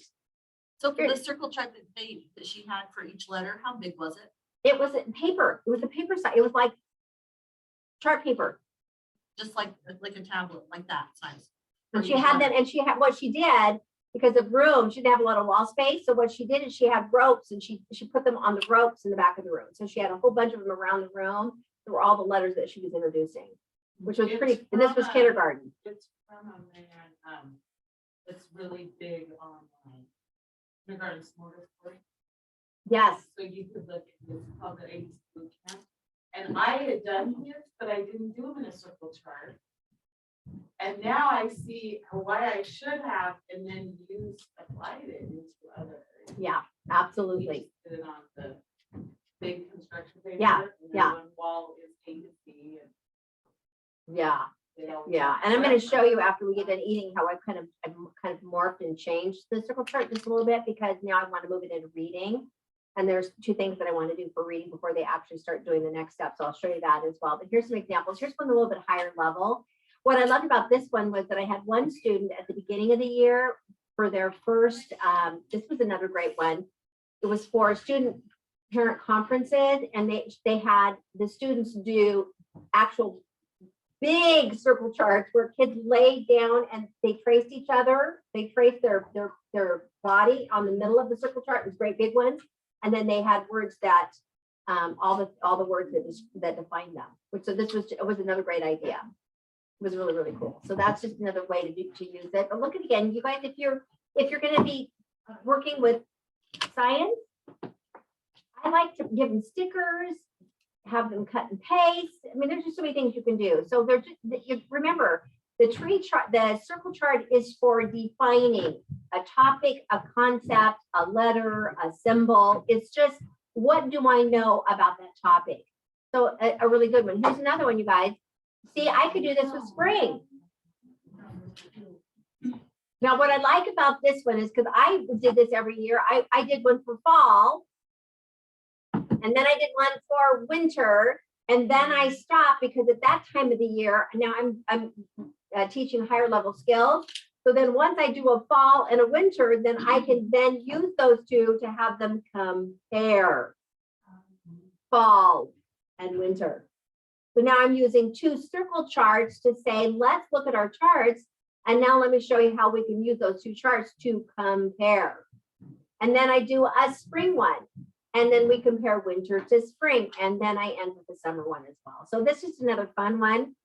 When it comes to writing, you guys, this is a good one because this is a way to have them think of what are all the things that I could potentially write about. So it's another way to brainstorm topics that a student could write about, which could lead to writing. But here's an example of things I can do. Okay, there are many things that I can do. One thing that I can do is I can ride a bike. How do I ride a bike? Another thing I can do is I can play checkers. You see how this gives you all the ideas, and then those ideas give you your two yellows, you guys. Those give you your two yellows. So another one to do as well. I can play, I can share. Here's one on things you wear in the snow.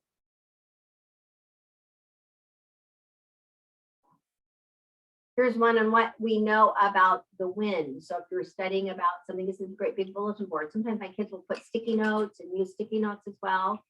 Here's one on their cat. They wanted to write about their cat. So I like this one. Afraid of our rabbit. Like, well, doesn't like hot dogs. Likes marshmallows. I wonder how they knew that. And then, this is the second grade one that I really like. I had to go back to class rules. This is class rules. I love it. Second grader. No rolly eyes. No rolly eyes, 12-inch voice, no laying down on the carpet, no say back words. Again, I'm going to look at this and go, okay, what are some spelling errors that this student needs some help in? What are some phonics instruction the student needs? For sure. Here's one on, math. Look at this, you guys. I can actually do a circle chart right into math. What are all the combinations for the number 6? Here's another one for 10. Another math one. Another one for verbs. What are some examples of verbs? Our kids go leave elementary and they still don't know what a verb and an adjective is, even though I know you teach it. But they still oftentimes, even at the high school, don't know what an adjective is. So, okay, so some really good examples. Some are, I'm just trying to choose some of the lower level ones, these that all come up into the higher levels. I want to get to the tree chart. Oh, here's one on what I know about plants. So these are kind of a little bit higher level. Okay, so you guys, let's go to a tree chart. Remember the tree chart, you guys? This is the other one that I'd love for you guys to start using is the tree chart where you're putting your T, your T equals Halloween, and then your 3 categories, the sights, the sounds, the tastes. Here's one on sharks, what they eat and what they have. So think of dinosaurs, you guys, right away, right now. Dinosaurs can, dinosaurs have, dinosaurs are. Think about just can, have, and are. You could even do this in 2-column notes. Think about it, you guys, in 2-column notes. If I was doing 2-column notes, I could go T equals dinosaurs. My first yellow is what dinosaurs can do. What are the things that dinosaurs can do?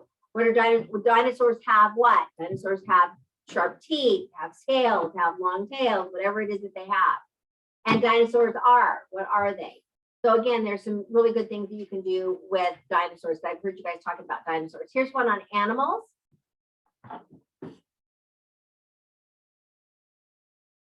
Things I like. Here's one on what's your favorite color. Here's a tree chart, you guys. That's a tree chart right there. Here's one on plants. I heard plants want you guys edible versus ornamental. And this was from a kindergarten teacher in Kodiak, Alaska. She was actually doing this with her kindergartners, doing a T chart just like this. It was amazing to watch her do it with kinder. Here's one on snow.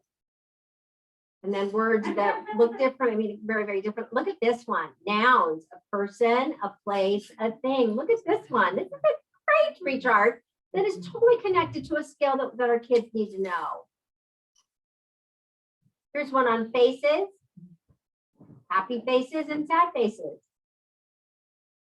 I love this one for student parent conferences where they tell their parents what they've learned in each of those topics. This is another one I really love.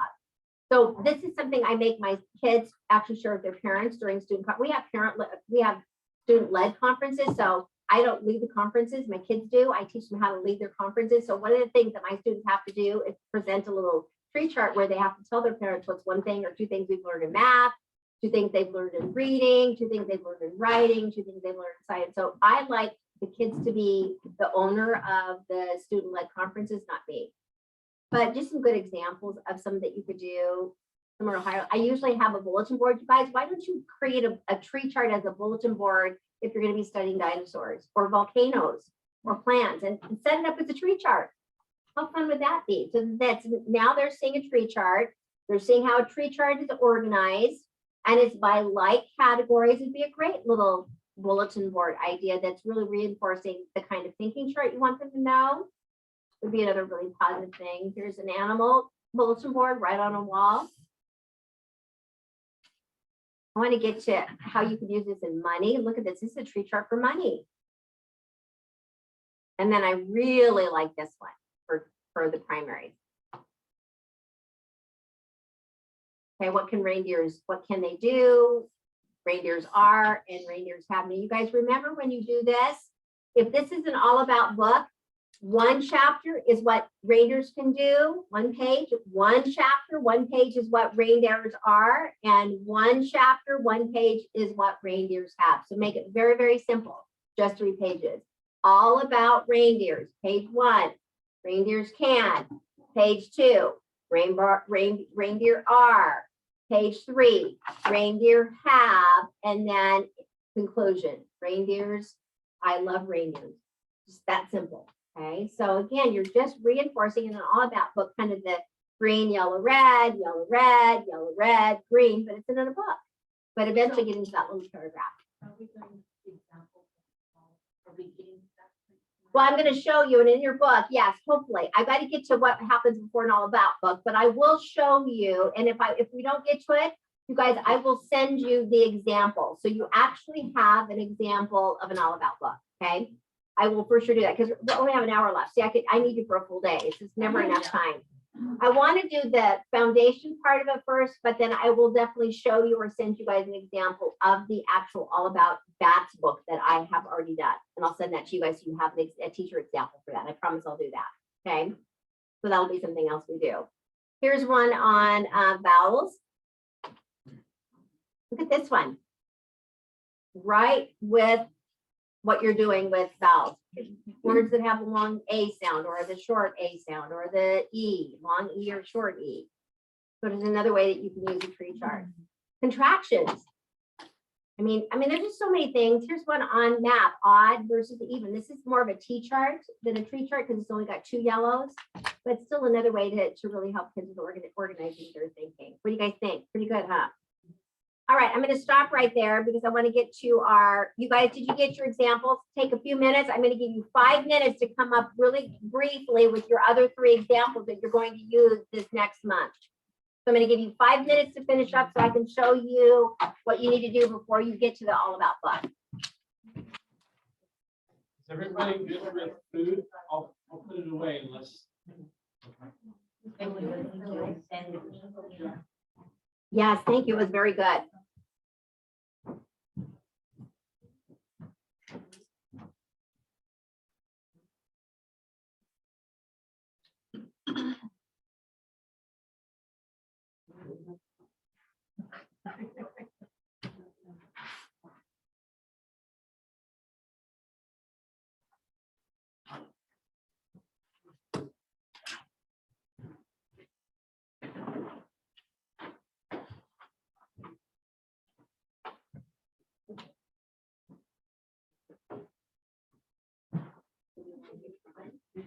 I'm going to have you in 5 minutes share one of your ideas too, so we can help each other. So when you guys get your 3 ideas down, I'm going to go around the room real quick and have you share one of your 2 column notes ideas.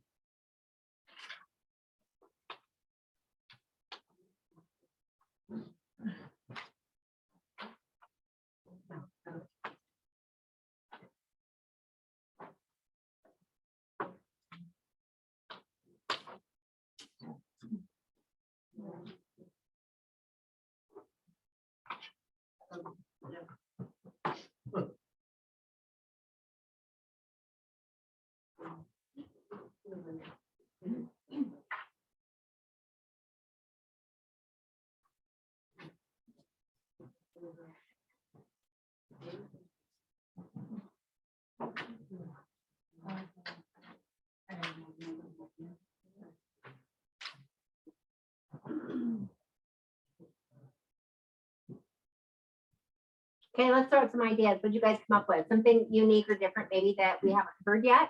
Anyone want to throw out an idea that you had for 2 column notes? Colors.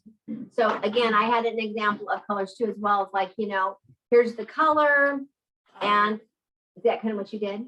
And then they draw it a pink, and I was thinking flamingo. I was thinking, what's pink?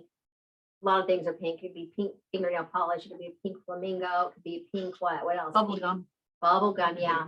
And blue. So again, 2 colors. Now, what I like you guys about this is that it's informative right now. When I'm doing 2 columns, it's pretty informative. But here's the cool thing you're going to see next year when I start to show you guys what you would do with opinion writing, because I hope you all come back for opinion writing. It's so much fun. But what's great about this is I can say, well, what is your favorite color? And they could say, blue is my favorite color because now I'm moving them right into opinion writing. So this is really good to start this kind of thing. So eventually it moves right into now I have an opinion. You know, a baby chick is my favorite animal in the spring. So again, this is just another way to kind of a foundation to get ready for the kids when you get into opinion, but I like it. What's another idea you guys came up with? Snacks, sweet or salty? Oh, you guys hear that? Snack, sweet. What's a sweet snack and what's a salty snack? I love that. I didn't make a draw that. Oh my goodness, that's good. What's another idea? I said meals and then dinner, lunch, and then I grew tacos and grilled cheese. Could I, now, what would I do if I was going to be doing 3 yellows? Could do bread. Breakfast, lunch, dinner. So very good. So don't be afraid to stick with 2. You could go to 3 just to get some other ideas. Good idea. What's another one? We write to their next year. What's that? They write it. I like to have them write up to their next. So 2 things they like about their next year's. Oh, okay. So give me an To their example. next year's teacher. So the categories I'm gonna do, I never have done I mean, I just had a blank late picture. But This, I'll do what you look like and what you like. oh my goodness, you guys, that would be Then they perfect. have a sample of their writing too, so it's the- Oh my gosh, even if you just gave them 2 column notes, and that didn't even, you wouldn't even have to write a sentence or anything, but even if you just did that, that's writing, that's their planning and organizing. I love that idea, you guys. That's great to give to your next year's teacher. Absolutely, and doing the color coding, and that only tells your next year teacher all the fun things you're doing for writing. By the way, especially if they're one of those that are kind of pushing back on all this. That's good, I like it. Okay, another idea. Anything else? Like all about me and what I'm good at and what I'm working on.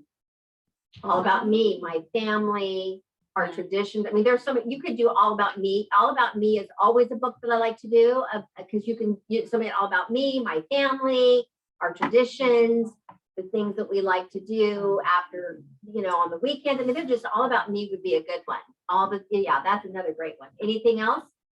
All these lead to really good writing, you guys. I It- thought mothers for Mother's Day, like food that they like, to want, and then maybe favorite activities. T equals my mom.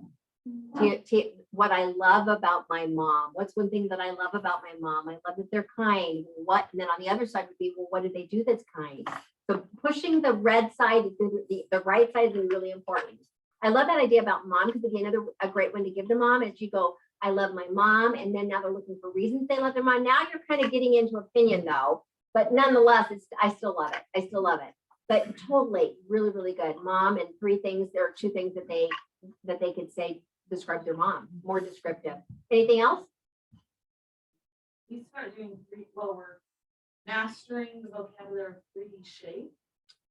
So the 2 that are tricky to say are sphere and cylinder. Oh, So when we draw it, we'll draw the circle first. yeah. And then, and so It's like step 1. And so I love that idea. So The again, circles move it into math, move it into different, your different contents during the day for sure. Okay, what about celebrating your principal? And having them come in and having the principal come in and have them share about what they love about their principal too as well. I mean, there's just so many things you could do as well. So really good job, guys. Awesome, awesome. Okay, so we're gonna move right in and now we're gonna move. All of these things are things that you guys, here's what I love about this. This is what I call phase 1 of instruction. Okay, this is phase 1 where they're doing it. You're focusing, phase 1 of instruction is where you're focusing on the strategy. And the students are the expert on the topic, okay? That's phase 1 of instruction. We tend to go right to phase 3, which is content. And now kids have to learn how to do 2 column notes and now read and understand and remember. It's too hard. So I always like to do phase 1 where I teach them the strategy with things they already know. Phase 1. Phase 2 is where I give them now text, but you guys, it's low level and high interest. Okay, that's phase 2. Phase 1, students are the experts. Phase 2, I bring in some reading, but the reading is low level, so they can actually read it. and it's high interest. Phase 3 is grade level content. We all go to which phase, you guys? I did. I went to phase 3 and I wondered why my kids struggled and cried and didn't want to do it. It was too hard because I skipped it. I didn't give them enough hits on the strategy, which is really more important to me right now than the content. Because if they got the strategy, that's going to help them with the content. But we oftentimes go way too fast. But we're going to move now right into content. I want to show you my new circle chart because I think this is something when you get into reading that's going to be really important. So in your packet, when you pull out your circle chart, please, in your packet, looks like this. This is kind of a modified, a little bit different.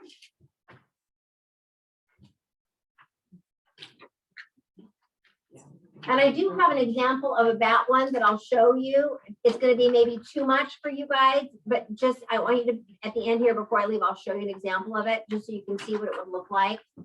It's going to have a lot more writing than maybe what you think your kids can do. So just don't let that scare you. It could be just one sentence as well. All right, so here's our circle chart. You should have pink sticky notes. We're going to set up our circle chart a little bit different because now we're going into reading. So I'd like you to take your 3 sticky notes and you're going to put the 3 sticky notes on the bottom of the circle chart. Now we're into reading. We're now into actually building comprehension. And we've got 3 sticky notes on the bottom. And I like the sticky notes because we can move them. Okay. So now let's color code our circle chart again so we know what it looks like.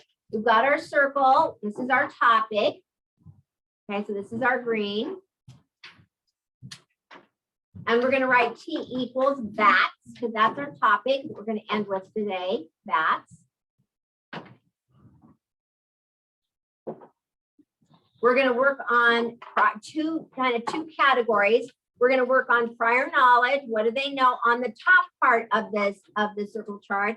On the bottom part, we're going to be working. I kind of covered this for you. Unless I got to move this up for just a minute. Is down here in the set. This one we're going to be working on background knowledge, building the ship before we sail. Before we have to read that grade level text. So this is background knowledge. And usually, you guys, I show them a very short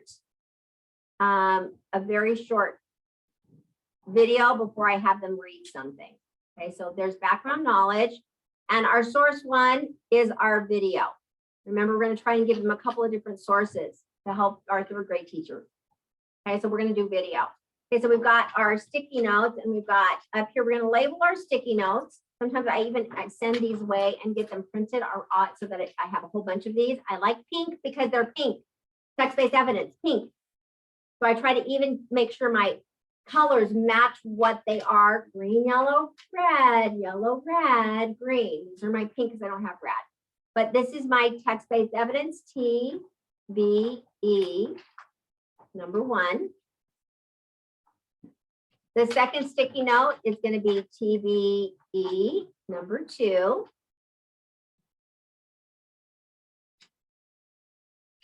And the third one is going to be T, text-based evidence, number 3.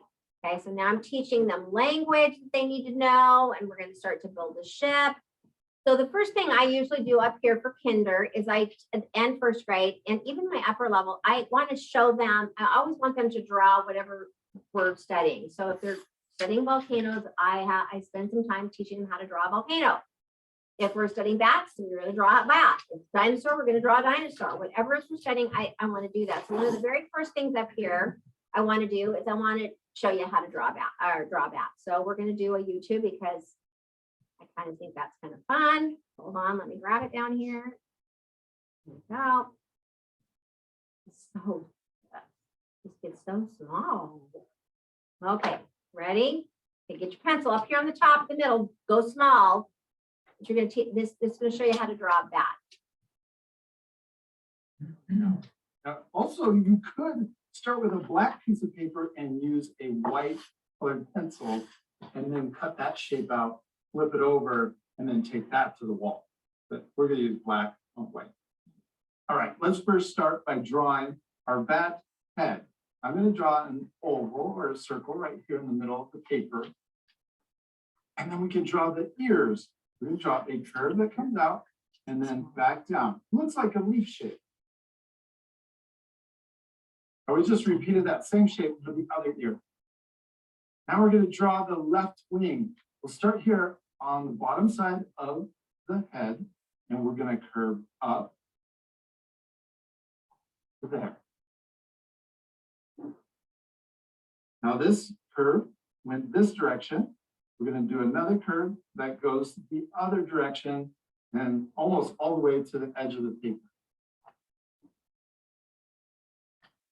Let's add that little thumb or little claw that they have sticking out.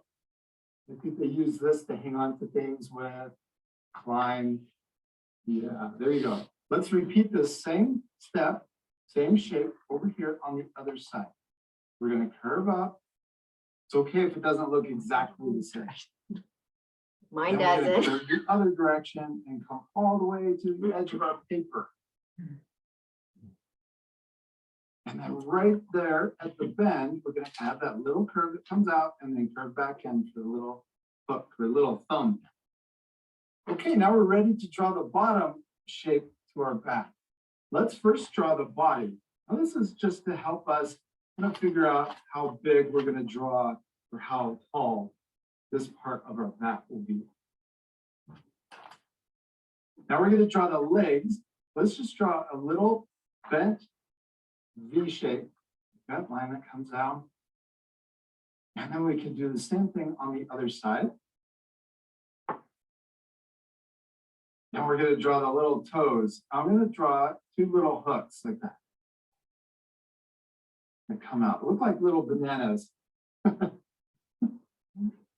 And then in between the legs, we're going to draw the tail. We'll just draw a long V shape, comes down and then back up. Now let's draw the wing shape. We'll start up here and we're going to draw two sideways U's. We're going to come down and then curve out. And we're going to draw another one right next to it, below it. Then we're going to draw a big one that comes all the way down like this. And then right here, we're going to draw another smaller one that connects to the top of the foot. And then we're going to also connect to the tail, from the leg to the tail. And we're going to do the same thing over here, back from the tail to the top of the foot. All right, now we can start back over here at the top of this wing. We'll draw those two bumps coming down.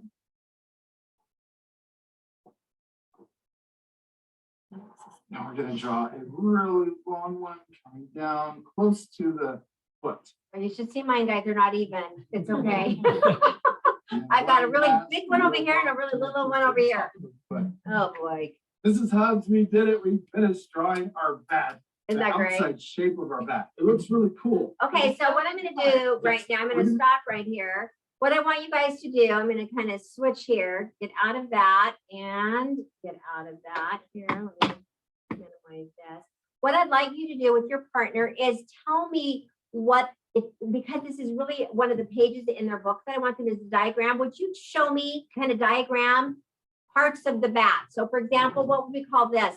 The ears. And what would we call these? The ears, right? So we're going to label those ears. So with your partner, would you label some of the parts of the bat that you see?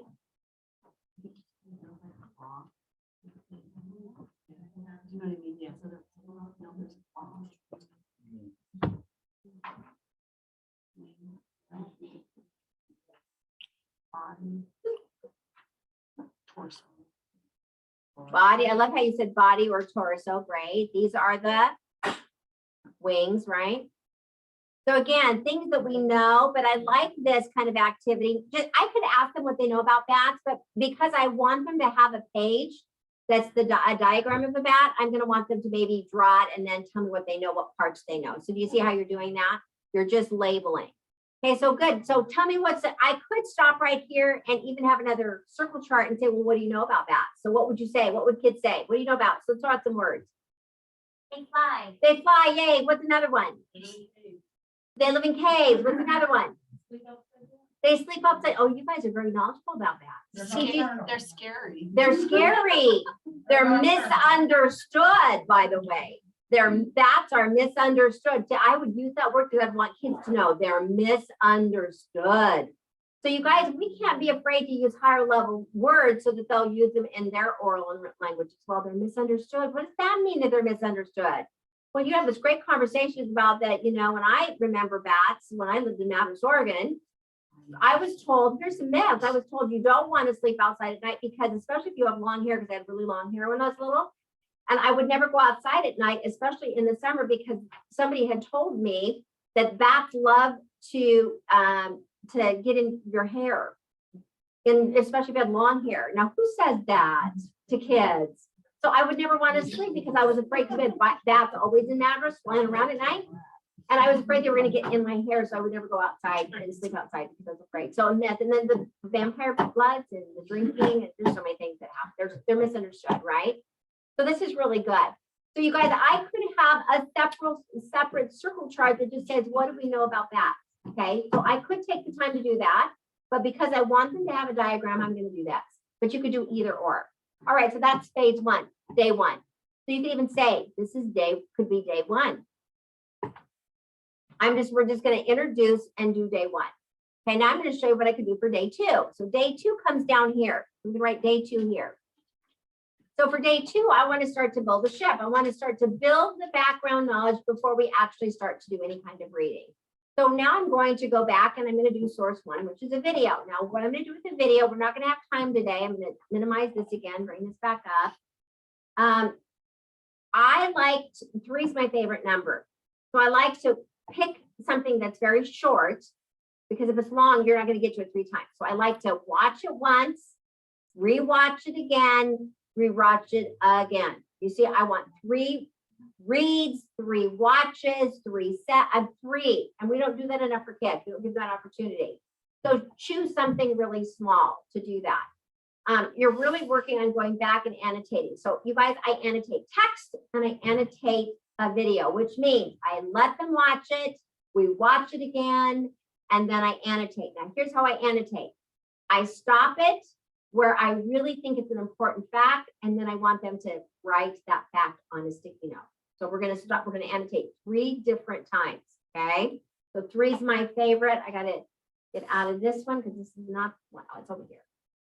And I show a video. So here's my video. Let's see if I can make it bigger here for you. This is cool facts about that.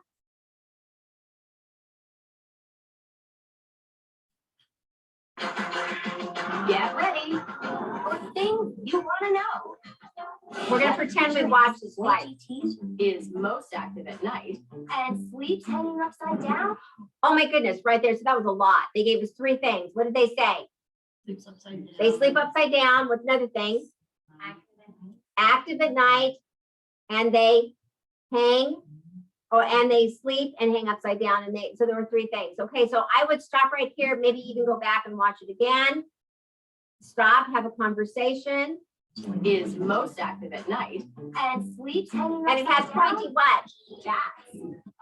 Okay, so what's one thing you learned? We talk about it. Okay, so on your sticky note, right, on text-based evidence number 1, pointy teeth.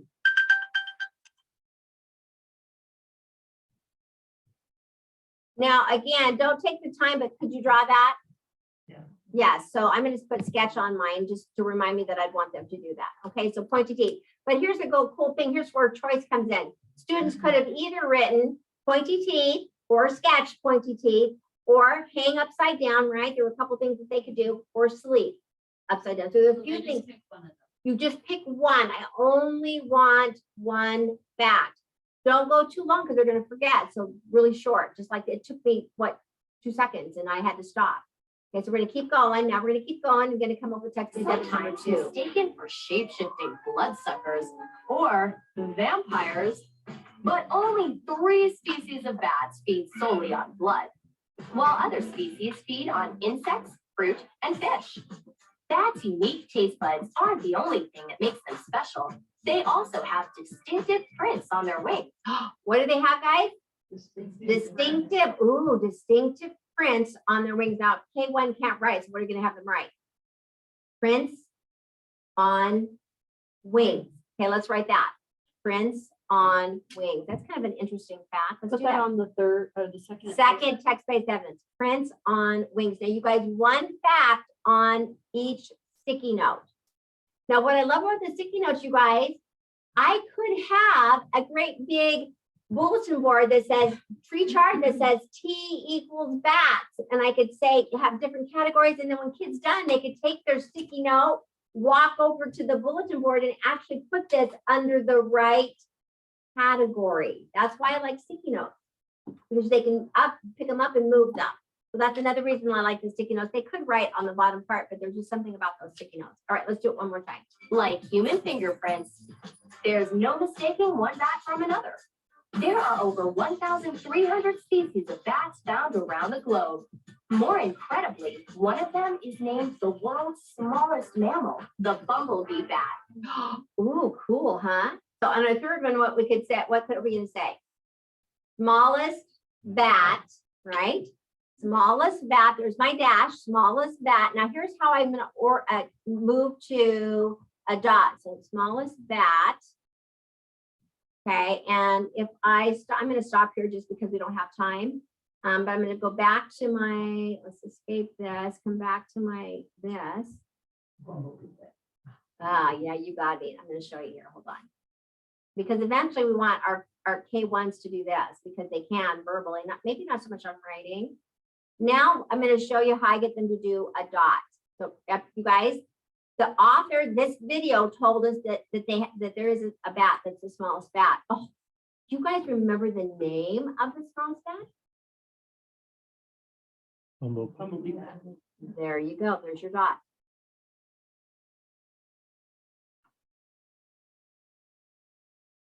You see how now the dash is my significant. They have the smallest bat, and what kind of bat is the smallest bat? It's the bumblebee bat. You see now I'm kind of dividing that into a dash and a dot. Does that make sense? Really going down with our information. All right, so now you guys, I'm going to talk. This is day 1 and day 2. We're just building the ship. Could you do more than 3? Sure. Yes, you could. All right, turn and talk. What do you like about these 2 days? Building information before we get to actually get to the reading.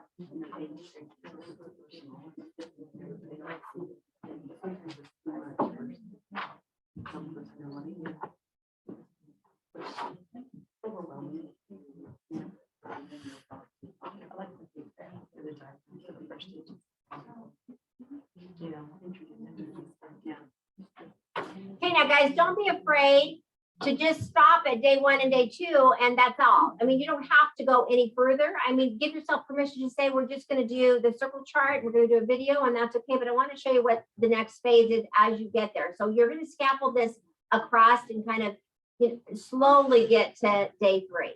Okay, so we got day 1. What do you know? I'm drawing and labeling. Day 2, starting to build background knowledge for those that have none. And then now we're going to be reading. So would you pull out the article all about bats that's in your packet? This is day 3, probably day 3 and 4. Let's do day 3 and 4. Okay, so T equals, now we've got to get them to read. So one of the things that I want them to do is I want them to see the organization of this. So again, you're going to have to decide what you can do with K and kindergarten for sure, but first grade, I'm wanting them to really look at the organization. So T equals all about that. You guys have this one? Okay, so this is our topic today. We're going to be reading all about bats. And this also has, if I talk about text features, oh my goodness, I just got this from ReadWorks. I love ReadWorks because I can pick the Lexile level. If you guys haven't gone on to readworks.org, you need to make a note, readworks.org. I love this place because it's free. And you can actually choose the content and the lexile level for your students. It's fabulous. And they also have what they call a paired text. So they'll give you 2 articles on the same topic at the lexile level that you put into the teacher page. It's free. You have to sign up. You guys, it's a great resource for articles and for stories that are lower lexile level. So sometimes if, for example, if I have 3 different levels in my classroom and we're doing a unit on bats, I will kind of do what I call a triad where I'll put all my kids who are real low in level A, level B, and level C, and I'll give a lower level bats article to my A kids, a middle of the road article for my B kids, and a higher level article about bats for my C kids. So we're all reading about bats, but they're a different lexile level. That's what differentiation is all about, you guys, in your classroom. Can you see it, you two over here? Yeah. Same topic, but specific lexile level for your students. I like it. And then what I like about the triad is that when we're talking about bats, after they've read article A, A kids have read their low level text, B have read theirs, C have read theirs, you guys, this is what I do. It's called my triad strategy. I take an A student, a B student, and a C student, and I make them talk about the bat. They give them questions to talk about so that they all can contribute at their level. So then I have a triad of an ABC student, and then another triad of an ABC student, and then they get to talk about their content. Think about how different that is than if we give them all a grade level text and we ask them to talk about and answer questions about bats when they can't even read it. Does that make sense? So this is another great strategy, is my triad strategy, where you give them different levels, all the same topic, but different lexile level, and then you get them together ABC as a triad to talk. ReadWorks is the best place to go for that, because it's all lexile. How many of you have ever used ReadWorks? Yeah, you do? Good, good, good, good. All right, so now I want them to see, this is maybe more for you, so you know. I know that there are some categories. One category is bats or mammals, bats at night, and bats are helpers. So I already know, you guys, that there are 3 categories here, 3 main ideas. Can you visualize 2-column notes now? T equals bats. First yellow, mammals. Red side, a fact about what I read. Then another yellow is bats at night. On the right side is a fact. You see how this moves right into 2-column notes? You guys, my goal is at least 1 fact, 1 red for every what? Yellow. So I want them to know, you guys, this right here is your introduction. Let's just go ahead and box that. That's your introduction. And I'll say, and I kind of will turn this and go, this is your intro.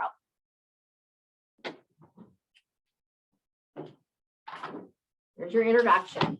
Now we have our first body paragraph. Oh my goodness, there's my first body paragraph. And then everything that follows, you guys, in this is my text-based evidence. Okay, now here's how I get my kids to give me evidence. Okay, now we're going to do what we call the strategy called circle 1, underline a few, or underline 2. That's my strategy for my little kiddos. My upper kiddos is underline a few, but for my K-1, it's underline 2.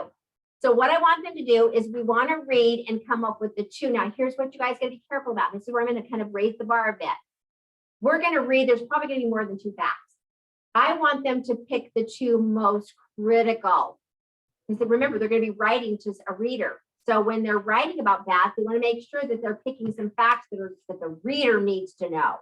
So I'm going to read this out loud. I'm going to do a close read where you're just going to read the word that I stop at. Ready, go. Bats are the only that can. A mammal is a warm-blooded that has or on its body. Female mammals feed babies from their bodies. A baby bat is called a. Okay, so with your partner, just talk your way. What would be 2 important facts that you would want your kids to know about that, the fact that bats are mammals? We're gonna talk real quick. What would be two important ones?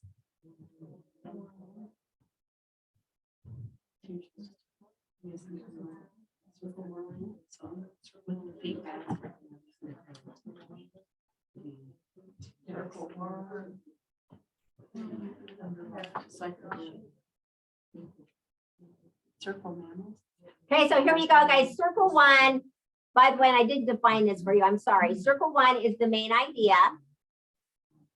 Underline two are the details. Okay. And you're going to underline. So you're going to circle. Here's the strategy, guys. You're going to circle the main idea and you're going to underline the two details. Okay. So you're going to circle the main idea.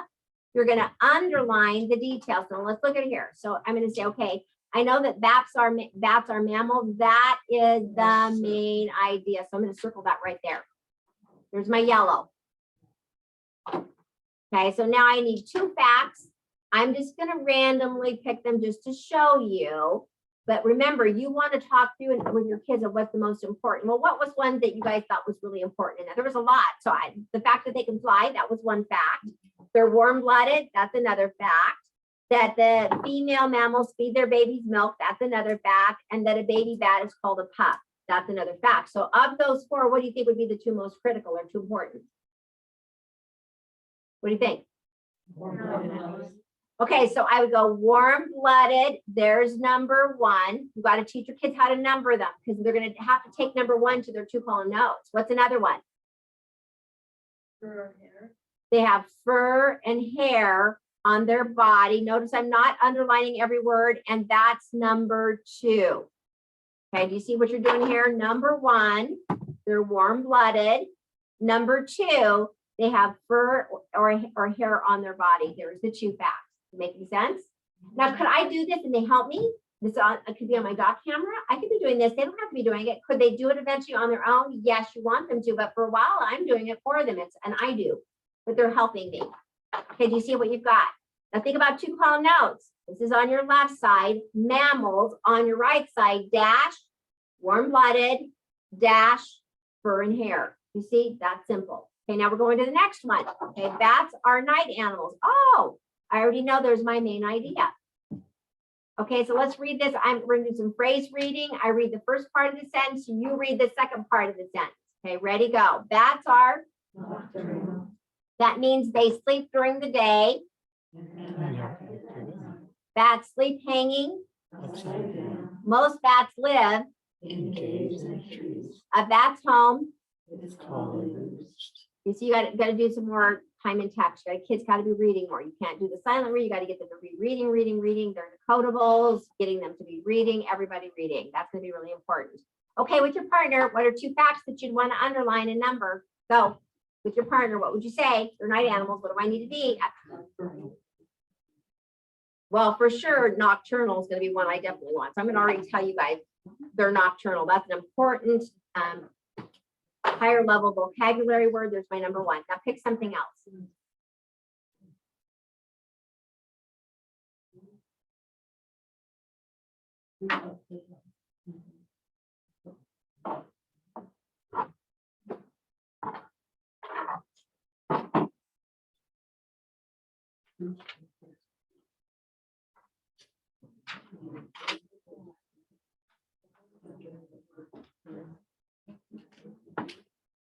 Okay, what do you guys think of the second one?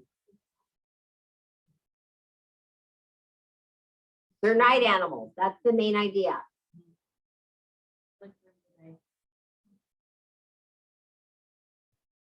Could you have more than two? Yeah. Do you see, you guys, a two, but there's so much. Now, I could stop right there. Now you think about it. Is this going through that's going to be a one day or two? Is it going to be day 3 and 4 or just day 3? Turn and talk. For your kids, how many days would it take them to get through this and do that? Talk to your partner. How many days?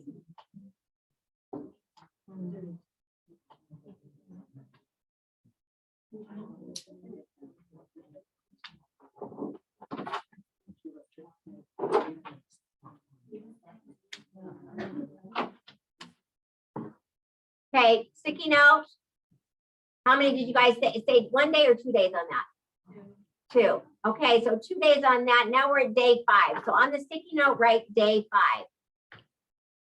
This might be a 2-week project, by the way, which is okay, you guys. Think about it. 2 weeks is okay. So day 5 is to take the information and do 2 column notes. So that's your next step.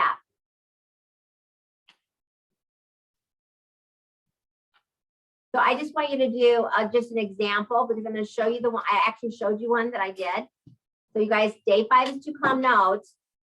Now I'm going to take the information and now we're going to do 2 column notes. You guys might want to take a picture of this and know that there's 1, 2, 3, 4. You don't have to do all 4.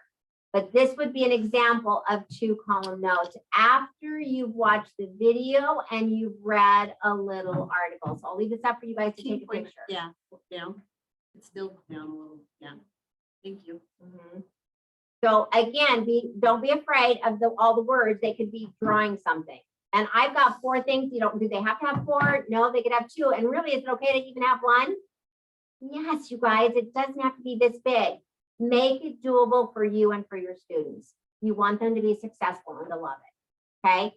This is day 5, 2 column notes. Now, my next step is there's going to be a couple things. So let's get another sticky note because now you're going to have day 6 and 7. And how many days do you think for 2 column notes? It might be days 5 and 6. Let's go. Let's be generous. So day 5 and 6 for 2 column notes. Let's do that. Okay, so we got day 1, day 2, circle chart. Day 3, day 4, read, circle 1, underline a few. Day 5 and 6 is now, let's get some 2 column notes. And now we're at day 7. Now, day 7 could be, I'm going to kind of scaffold this. It could be a couple of different things. Day 7 could be just a sentence. So this is where we're going to just work on a sentence, okay? It could be now starting them to work on their all about book. That would be the second thing. Or their paragraph. That's the order that I would go. So the first time I do it, it's okay to just end with a sentence. So now I'm going to show you that. So take your piece of paper that I gave you.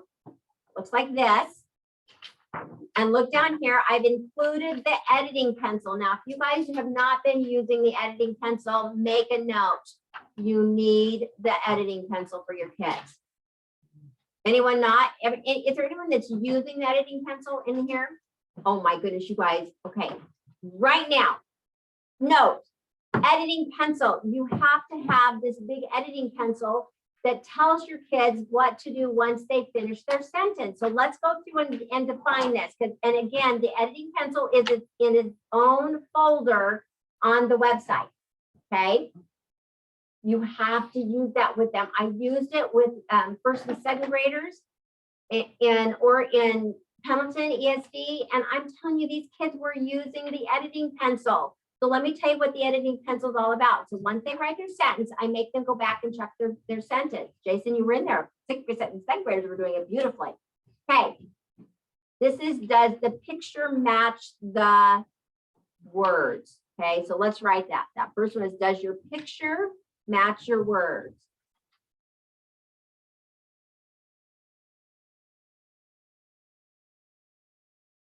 So they have to go back and make sure that whatever picture they've drawn matches their sentence. Okay, that's number 1. Okay, the go is, does your sentence start with a capital letter? So I'm going to run out of room here, you guys. So we're going to just be messy here.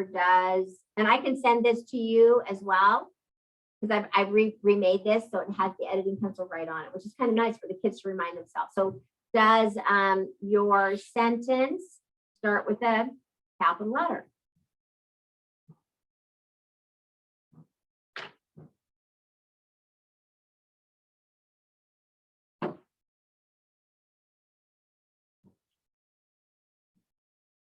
Where do we find this on the website?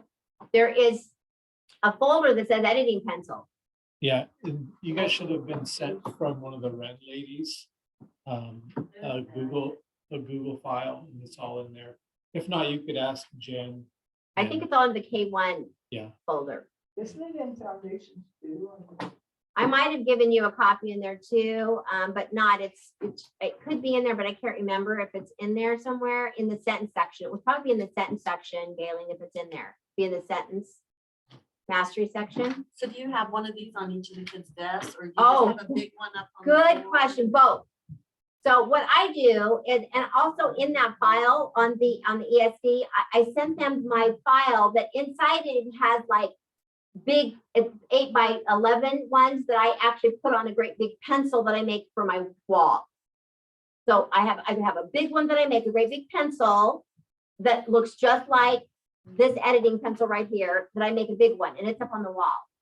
I also make little ones, which if you go to that folder, you guys, it has a page where it has about like 5 of them that are colored that I cut and laminate, and kids get those for the writing. This is how they edit their work.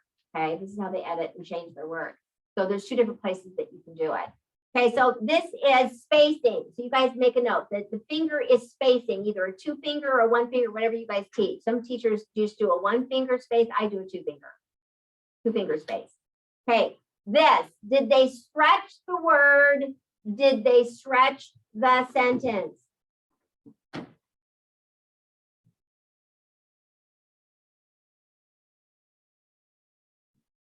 And the last one is, did your sentence end with a period or with a punctuation mark? So the stop sign is, did your sentence end with a punctuation mark, a period, an exclamation point? What do you mean, did they stretch the word? So like, for example, if they wrote bus and they just did BS, they didn't give me the U. So sometimes they'll give me part of the word. They stretch the word so it has a beginning sound, a medial sound, and an ending sound. That's what you want when you're stretching the word. Or if it's a sentence, it's a complete sentence. If you're stretching the sentence, that's the difference between that. Word, beginning, medial, and end. Sentence is a complete sentence. Okay, when you get there. Those are the 2 things for that. Guys, this is so helpful for kids when they're going back and revising their sentences. You're not changing it, they are. We're going to run out of time here, but what I want you to do is I want you to think of phase 1, where they just look at their 2-column notes, right? They look at their 2-column notes. And now I want them to write a sentence. Okay, so they're going to take something from here and they're just going to write a sentence. So it could be, you guys can do this just to have an example. Bats. This is what I would do with kids. Have hit blank and blank period. So now they have to go back up here, and what do bats have? They have hair and what? Oh, backbone. You see, they're just going right to their 2-column notes to write 1 sentence. Does that make sense? No, that's your sentence. Okay, I wanted to show you an example of an all about book, and I'll send you a copy of this so you can see it. But this is what an example of an all about book. Boy, this was fast, you guys. Hopefully not too fast for you. I always go so fast. Let me show you the book. And I can send you a copy of this as well. I didn't bring it for you guys because I was going to lead you through it. But let me show you what it would look, what it could potentially look like. Okay, so here's an example of just a cover all about bats, right? You could have them cut it, draw their bats, or cut out a picture of bats by blank. There's your cover page, right? My all about book has a table of content. Page 1, they're going to have a chapter on bat life, bat bodies. These are examples. You wouldn't have to have that many pages, but you could choose 1 or 2 or 3 of those, correct? Every one of these is considered a chapter, you guys, and they're all about book.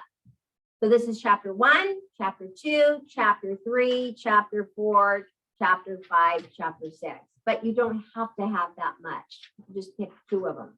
It doesn't have to be all of them. Okay, so bat life. So they're going to write about bat life. A bat is a what?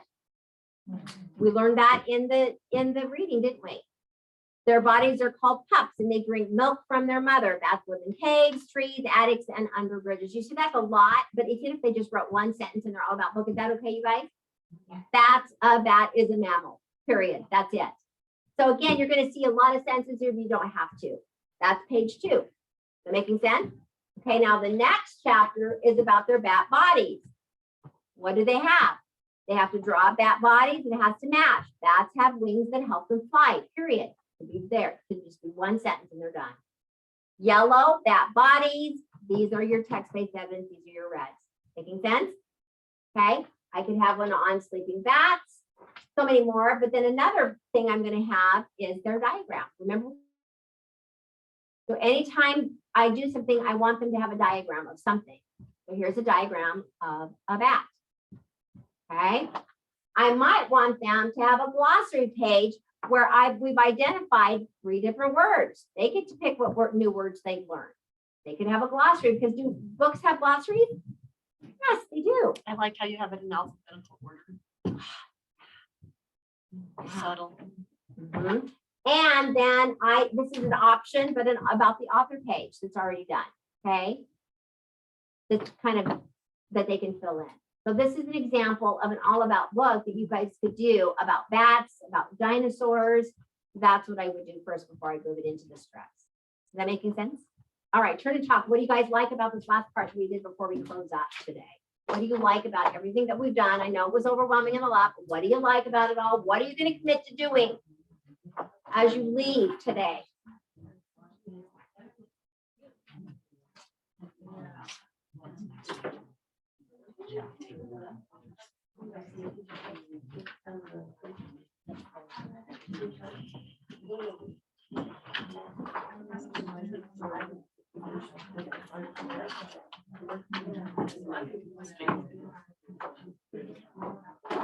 Jason, do they need to get on and do their evaluation? They'll get an email later. Do we need to give them these books too?